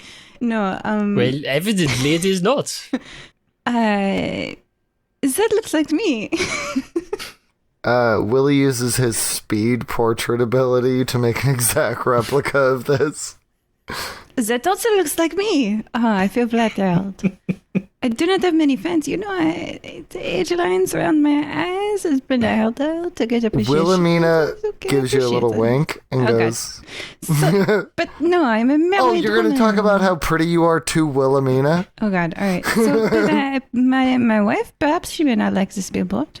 "And what is your wife's name? Perhaps we should meet." To the To remember town. a famous quote of a previous fire-breathing kitten, "Por qué no los dos?" Righto. Let's go to town. I'm sorry.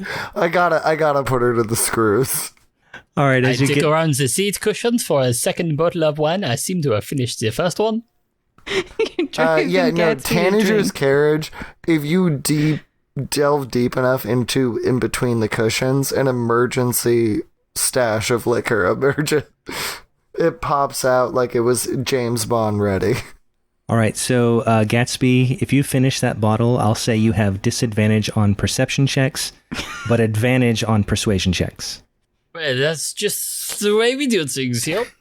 Okay, you get to the edge of Shireford upon Emu, and you see that there's a gate crossing the road, and there is what looks to be like a town guard standing in front, asking you to halt. He has his hand up, and he goes, "Whoa, whoa, whoa, whoa." Of course, you may not hear him because you're in your soundproof carriage, but he's waving you over like, "Come talk to me."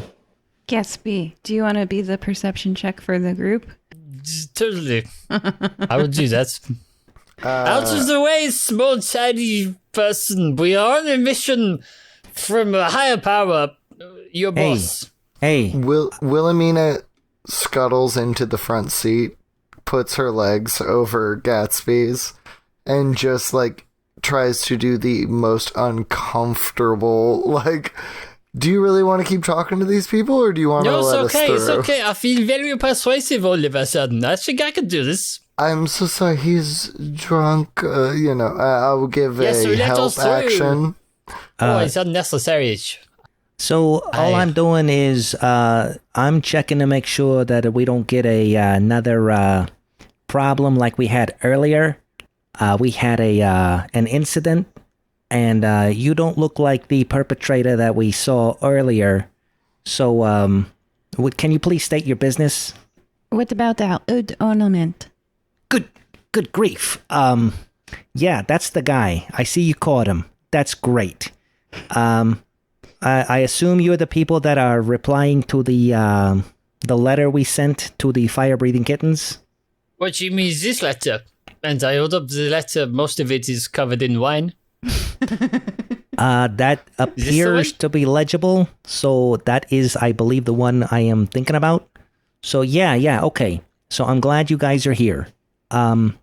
We got a problem. We got two edifices that have been demolished.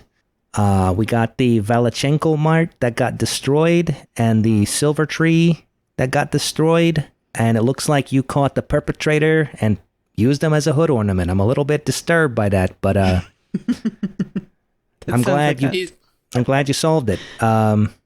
Would you like to? You're welcome. Yeah. Did you catch all four of them? Oh yes, totally. What we need to go and do now, as a matter of deepest importance, is to go and hang on a second. We need to go and What talk the to fuck? Sorry. He drank too much. drunk to me. What? There's no suspension on this cat. A very important part of the mission is to go and speak to a bank appraiser by the name of... Do you know anyone like that? Bank appraiser. I will say that we got a couple of appraisers down at the Valachenko Mart to estimate the damage. It was pretty much destroyed completely. If you want to make your way that way, it might be over there.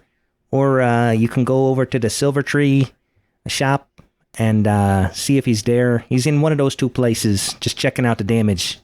Lovely. Bon voyage. Hope you have a good time at your nephew's. Yeah. Bonsoir, monsieur. Yeah, you too. Let me go ahead and get that gate for you. So he opens What the a great gate. Oh, Sorry. yes, there's a gate. So I did not notice there was a gate. Oh, my perception is all off. He points, Valachenko Mart's over there, and Silver Tree's opposite side of town toward Brindlestoke. Okay, we'll go to the nearest one, because I have run out of a second bottle of wine. Oh, you better, I'd be careful with that. I just, doing a lot of Hey, drinking don't can tell be, me what to do. roll a persuasion check. Well, gladly. With advantage. 27? Okay, sorry there, sir. You look like you got things under control. You go ahead and go on down to the Valachenko Mart. That I do. Oh, honey, you look sick. I have you. I know, it just happens. No, Sometimes I vomit in my lap. Oh my gosh. Well, maybe next time. So, As long as there is tomorrow, my dear. Wilhelmina's a flirt. I think we may need some more wine. More wine or less wine, one of the above. Wilhelmina is persuasion personified. So as you approach the location of the Valachenko Mart, where the location was reported to you by the guard, you're overwhelmed how much land that this building takes up. It has the appearance of 3 stories, but only looks like it has 1 floor with just very high ceilings. And the entire main entrance looks like a cave-in occurred, and there's police everywhere. They look like they're trying to coordinate. They're giving materials to different people. Can everybody roll a perception check? Lovely. with disadvantage for Gatsby. See, the issue is I rolled a 19 and a 17. So, Oh, pretty good. I mean, that's still 17. 5. What did you get, Willie? 17. Okay, so just Willie and Gatsby see the following. So 1, the police seem to be creating a perimeter to keep folks away. 2, there's a guy at the perimeter that's taking just a crazy amount of notes and keeps mumbling to himself. He seems really out of place. And then 3, the police are coordinating with a red dragonborn. Looks like the red dragonborn seems to be a person of significance, and they're asking him questions and then leaving and then trying to distribute materials, food, and whatnot to the people around the perimeter. I cast thaumaturgy to make my voice so loud and boomy. And I say, "Excuse me, listen up, commoners. Is anyone here happen to be a bank appraiser? If so, please report to this carriage immediately and ignore the smell. Thank you." So everybody is astonished at the volume of that voice, and you see one person in particular like looking side to side, and he starts walking toward the carriage. See, why didn't we just do this before? We just roll into town, I shout, and then the problems sort themselves out. Anyway, I lean out of the window, brushing a little bit of nastiness onto the floor as we go. He goes, You go, "Hello." hello there. What is the purpose of your trying to call me? I'm in the middle of trying to appraise this destruction. Well, this is far more important. Yeah, am I correct in saying you are a bank appraiser of some description? Yes, I am an appraiser with the Bank of Guaso. Or do you work in the Nicomoy branch normally? As a matter of fact, I do. We are the main branch in the area. There are small villages around, but we take care of the small villages. Sandy, it's the right one. Grab him. I grab him. Grapple check. No, he's super weak. You got him. Oh. So why are you putting hands on me? I work for a bank. Yeah, so do we. Well, in a way. I do apologize. We would require your services and we will handsomely reward you. I am not looking for a bribe. I'm just trying to do a job. What is the job you are trying to get me to do? That is a good question. What do we need him to do? Please, the Sunflower Sundries, there has been a dramatic emergency change in its value. Okay, can this wait like an hour or two? There's a lot of damage that has happened to a couple of buildings in this town, and I have to go to Brindlestoke and Once Upon a Time as well. We've got to make it back before the bank closes. Why does it have to be? I think my watch has stopped. I understand it's a Sunday, so it's probably already closed. Maybe you want to come back tomorrow. We can sort it out on Monday. Monday we're open all day. Very important question, DM. Is it afternoon? It is afternoon. Dang it. It's 12:15. We missed it. Well, not with that attitude. So, the bank is closed. I believe we may have crossed a time zone. So, I believe we still have 45 minutes left. That's true. There is a time zone, but, I can handle whatever you need. Why don't I just, look, after I'm done here, I can go down to Nicomoy and appraise whatever you want. Just... Oh, you don't even need to do that. Just fill in a form. We'll sort the rest. I don't trust you guys. You got he did a quick portrait earlier, didn't you? Wilhelmina is out right now. So she slinks across the carriage, just like drapes herself over this person. I drop him. And in a persuasion check. We don't need you to do anything more than you already do. Just listen to us, and then first thing tomorrow, you help us out. But you have a lot of cases, right? You're a busy little guy. Who's a busy little guy? And she boops his nose. It's me. I'm the busy little guy. You're a busy little guy. So why don't you help us take a little bit off that plate, and you just go ahead and send over some of your reports for this whole area. The entire Emu River and their deltas, and then we can help you. And it's like tummy touch, chest touch, nose touch. Roll a persuasion check. With a +6. 28, my guy. Oh my gosh. All right. He is just like, yeah, he's melting. He's like, oh, nobody ever paid me attention like this. This is so nice. I quietly leave the carriage. They I don't just- I loudly see leave the you. carriage. They don't see you like I do. You're but right, I see you. I work so hard, and it's nice to have somebody notice me. I tell you what, whatever you need, I do. Just you tell me what I need.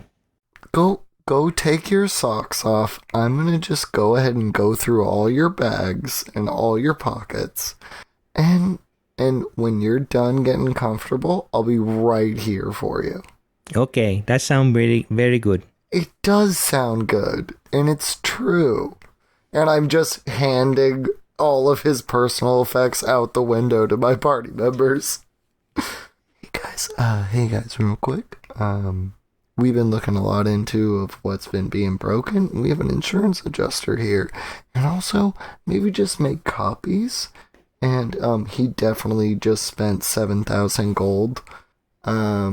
So let's use that as leverage. Can we do that? Don't worry, I'm already on it. I got a real fancy pen earlier, which means I can, and gloves, which means I can just forge away as you're going.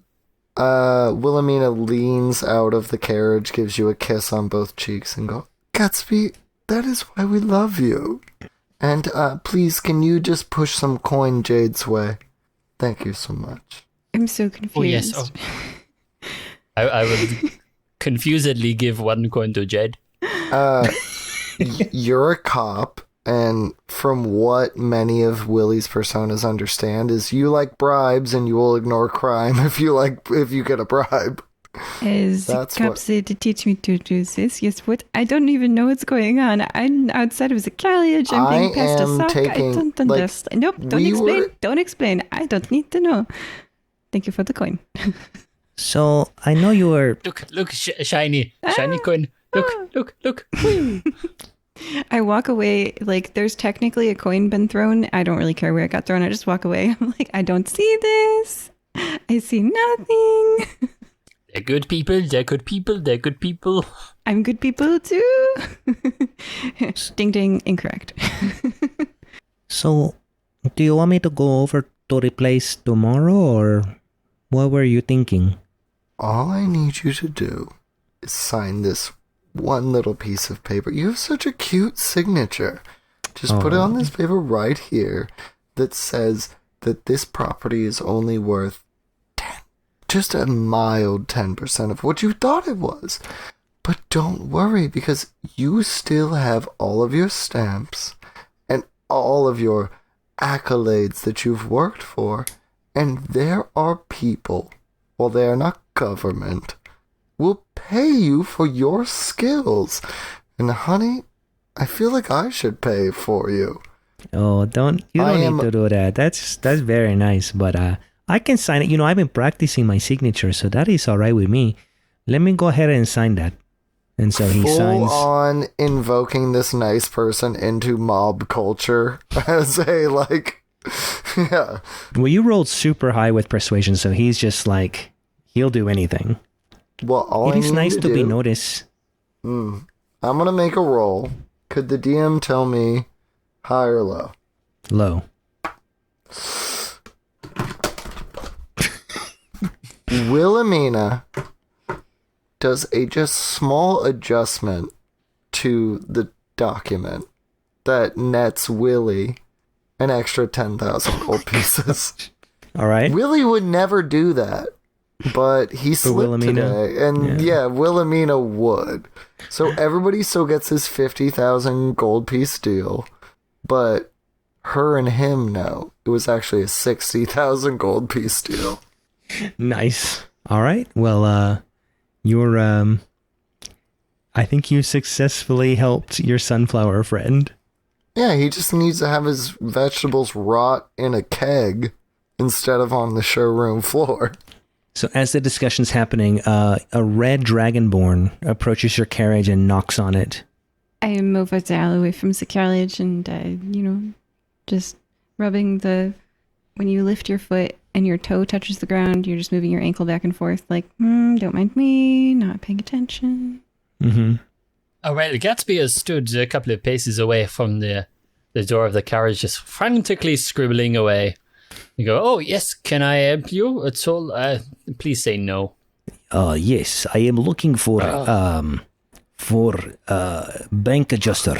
I have lots of problems with my building, and he needs to properly appraise what is happening so I can get good insurance feedback. Okay, 1 second. I will poke my head back inside and go, are your odds on in here? What's going on, hon? Oh, me. Oh, you just some work, some fellow from, I assume, that crime scene, asking for the appraiser. If you're done with the business that needed to be attended to. One delicate finger on the middle of his chest, pushing him back onto the bed, and then Wilhelmina will... Bed? What? Oh, you don't think the carriage had a pull-out? Come on. Wilhelmina exits the carriage and goes, yeah, I feel comfortable speaking for the adjuster. That will not do, I'm afraid. I need to talk to the adjuster. I appreciate you trying to cooperate and help, but I need the adjuster. It will not take very long. So, would you like this with sugar or vinegar? I do not understand your metaphor. I would like to talk to the adjuster. Intimidation check. All right, do it. 24. All right. He is a big, tough guy, but he just kind of, you can see he gives a little bit, like he flinches. It's like, look, I have this place insured. It is big store. I need time, but I'm willing to work with you after all. Look, So you're willing to work with me? With me? Yes. Then we can talk in a few hours. The adjuster's busy at the moment. Hours? I do not have hours, I'm afraid. Oh, then just sign it over. I might be able to help. I please. looked down and I just happen to have an exact copy of the form he was working on because I forged everything. Which number would you like me to write in this value slot here? Oh, well, this is more like it. I think, I don't know, maybe 25,000 gold should do? No, I think it is... 25. No, he's being silly. Please, let the professionals handle this. 25, come on, you can do better than that. How about we push it to an even... I mean, we got to round it up. You got to add on like kind of, taxes and your rebuilding things, and not to mention the hit or reputation. Let's just round it up to the even 50,000. Well, That sounds and the beautiful personal to me. processing fees. Oh yeah, of course, don't forget Is that. our time valueless, Gatsby? Not to mention, yeah, of course. Not to mention the fact that inflation and all that. So we got to take that into account. So how about I will just write a quick 100,000 on here, and no more said about 100,000. it. We can do better. We can do better. We can do that 100,000 across the next year. So That it's sounds just very suspicious, do you not think? Will the town guard, the bank, perhaps reject this form? Put it this way. This is your livelihood, correct? Absolutely. How can you put a price on someone's life? Well, it is not my life per se. I mean, it is just building, but I say... can put it back down to 25,000 if you want, but if you want 100,000, 50,000, I seems think. risky to me. 50,000 seems reasonable. It is high enough to cover expenses, not too high to draw attention. Very 50,000. I will put it up to 55,000 just to cover my 10% finder's fee. And there we go. 55,000 gold pieces for you. And let me just sign this here. Very good. And he signs it? And I will sign this as well. I will just quickly look over to see the signature that I've seen on the other form. And I will just quickly go, yes, this is definitely my signature. And there you go. Thank you very much. I am very happy with this arrangement. Please accept a 10% discount at any Valachenko Mart in Guaso. I mean, that is of course not necessary, but much appreciated. Now go and have a good day. You as well. Thank you very much. Okay, let's boot it. We have just one more place to go, yes? I mean, do we need to? I mean, really? Yeah, just I 20... mean, we got about half an hour before the bank closes. I reckon we could get back. Popping that time zone, remember? Well, the man in the carriage says, "Hey, the bank is closed. It's been closed for like 15 minutes. If you want to do stuff tomorrow, we open at 8 a.m. Let's see. The Gazette goes out at 6, so I reckon we might be able to manage. That's just. Oh yes, that's a good point. I do need to get back to the office because there's quite a lot of inflammatory writings I need to process. I will write a letter and drop it in the mail, addressing it to 23 King's Loop, Miljuk, Guaso, attention Caliph, Kinshigandana, and say, the plague is over, you can come out now, please deactivate all of your Merder, property destruction robots. I drop it in the mail. All right. So what is next for our adventurers? Well, I reckon we can just go home. I mean, we've had quite a long day. We've got into some combat. We've forged many documents. We've probably committed at least 2 or 3 different forms of frauds. I think that's a good day. Oh, I know. We'll pick up a horse and we'll ride back to town clinking wine bottles, yes? Yes, definitely. Oh, wait, we And find our on horses. On the way home, I will drop in just to the printers, just to drop off the words I wrote for the bank staff. And hopefully tomorrow everyone will see that and we'll have a nice little protest on our hands. Yeah. Oui. Yeah. Okay. And that's what I pour you all a glass of wine from yet another wine bottle that Alice gave me. The line between Willy and his personas has grown ever thin. So someone drinks from that wine bottle. Is it Willy? Who knows? I just show you the spider that needs your love. Who knows? But we clink glasses and have a good time and hope that the plague is indeed over in that place. Because we didn't actually go check. No. It's probably fine and won't come back to bite us later on in the season. There is a greater plague, a plague of culture. We are invaded by bugs who steal our creatives. There is so much more than petty land disputes, and the fact that we can create a place for which people to enjoy real life speaks to how good we are. Darling Gatsby, a pretty girl does not light her own cigarette. And she looks at you expectantly. I click my fingers and hope they burst into flames. And as that flame click goes, the session ends. Indeed, I think it does. I will tell you the epilogue. So... Oh god, what is the epilogue for this one? It's complicated. The horses died.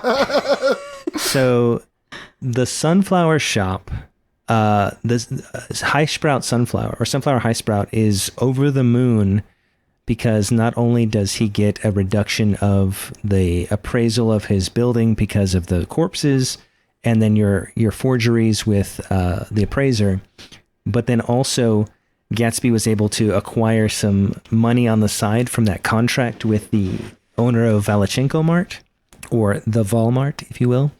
And so you're able to put him back in business, and you start your tavern across the street. It smells a bit because of the corpses. The letter that Jade sends to Kinshigan, he receives, but he looks out of his estate window and sees zombies still roaming the streets and does not believe it because the plague is still going on. So he does not turn off his robots. And at the end of this session, there are currently 34 data gathering robots wandering the land and will continue to do what they do. Because you were able to defeat the one, the people of Juance recognize the stone from the fountain and are overjoyed that you've defeated it. And so they reward you in gold and write your name in stories, so your names will pass through the generations as heroes. But The Jade Fountain. Oh, nice. Yes. They actually, the new fountain that is created are likenesses of the three of you working together and holding up a flame of justice as water dances around it. And you are now the centerpiece of that town.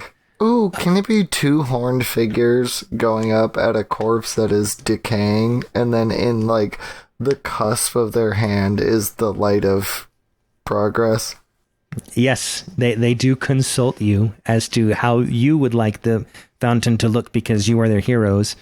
Brindlestoke is still plagued by these robots, and they kind of wander around.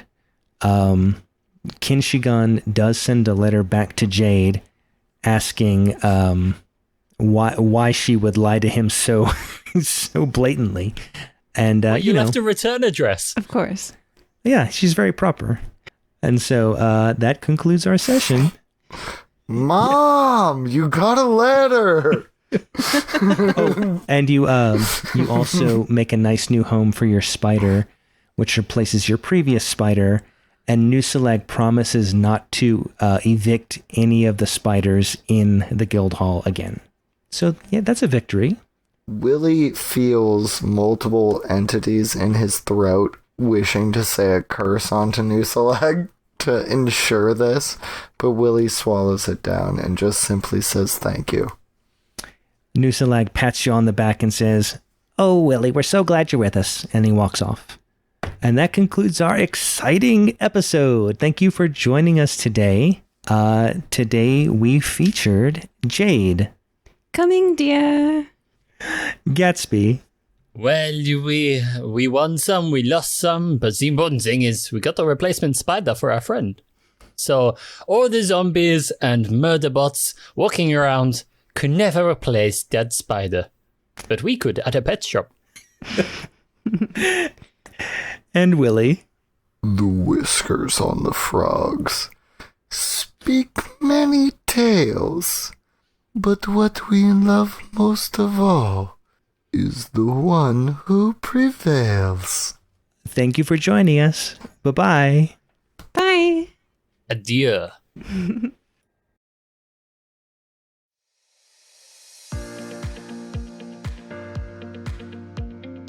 Welcome to the Cancer Youth Thrivers podcast. My name is Andrea Wilson Woods, and I'm the CEO and co-founder of Cancer U. Join me each week as I interview cancer patients, caregivers, survivors, and providers about their cancer journeys.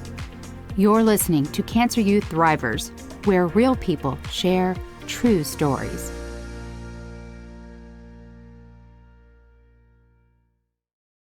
Okay, so here is your official Fat Guy Loves Cake podcast trailer. What is Fat Guy Loves Cake? It's a comedy podcast. It's observational humor. It's hosted by me, Joey Valentine.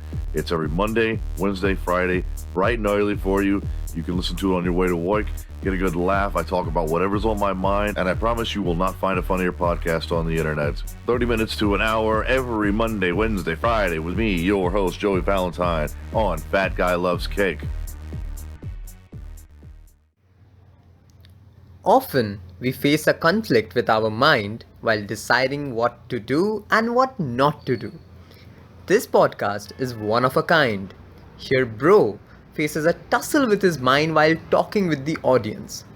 He tries to update everyone on real-life events, but his mind repeatedly reminds him of his insecurities. Tune in. You have never heard something like this before.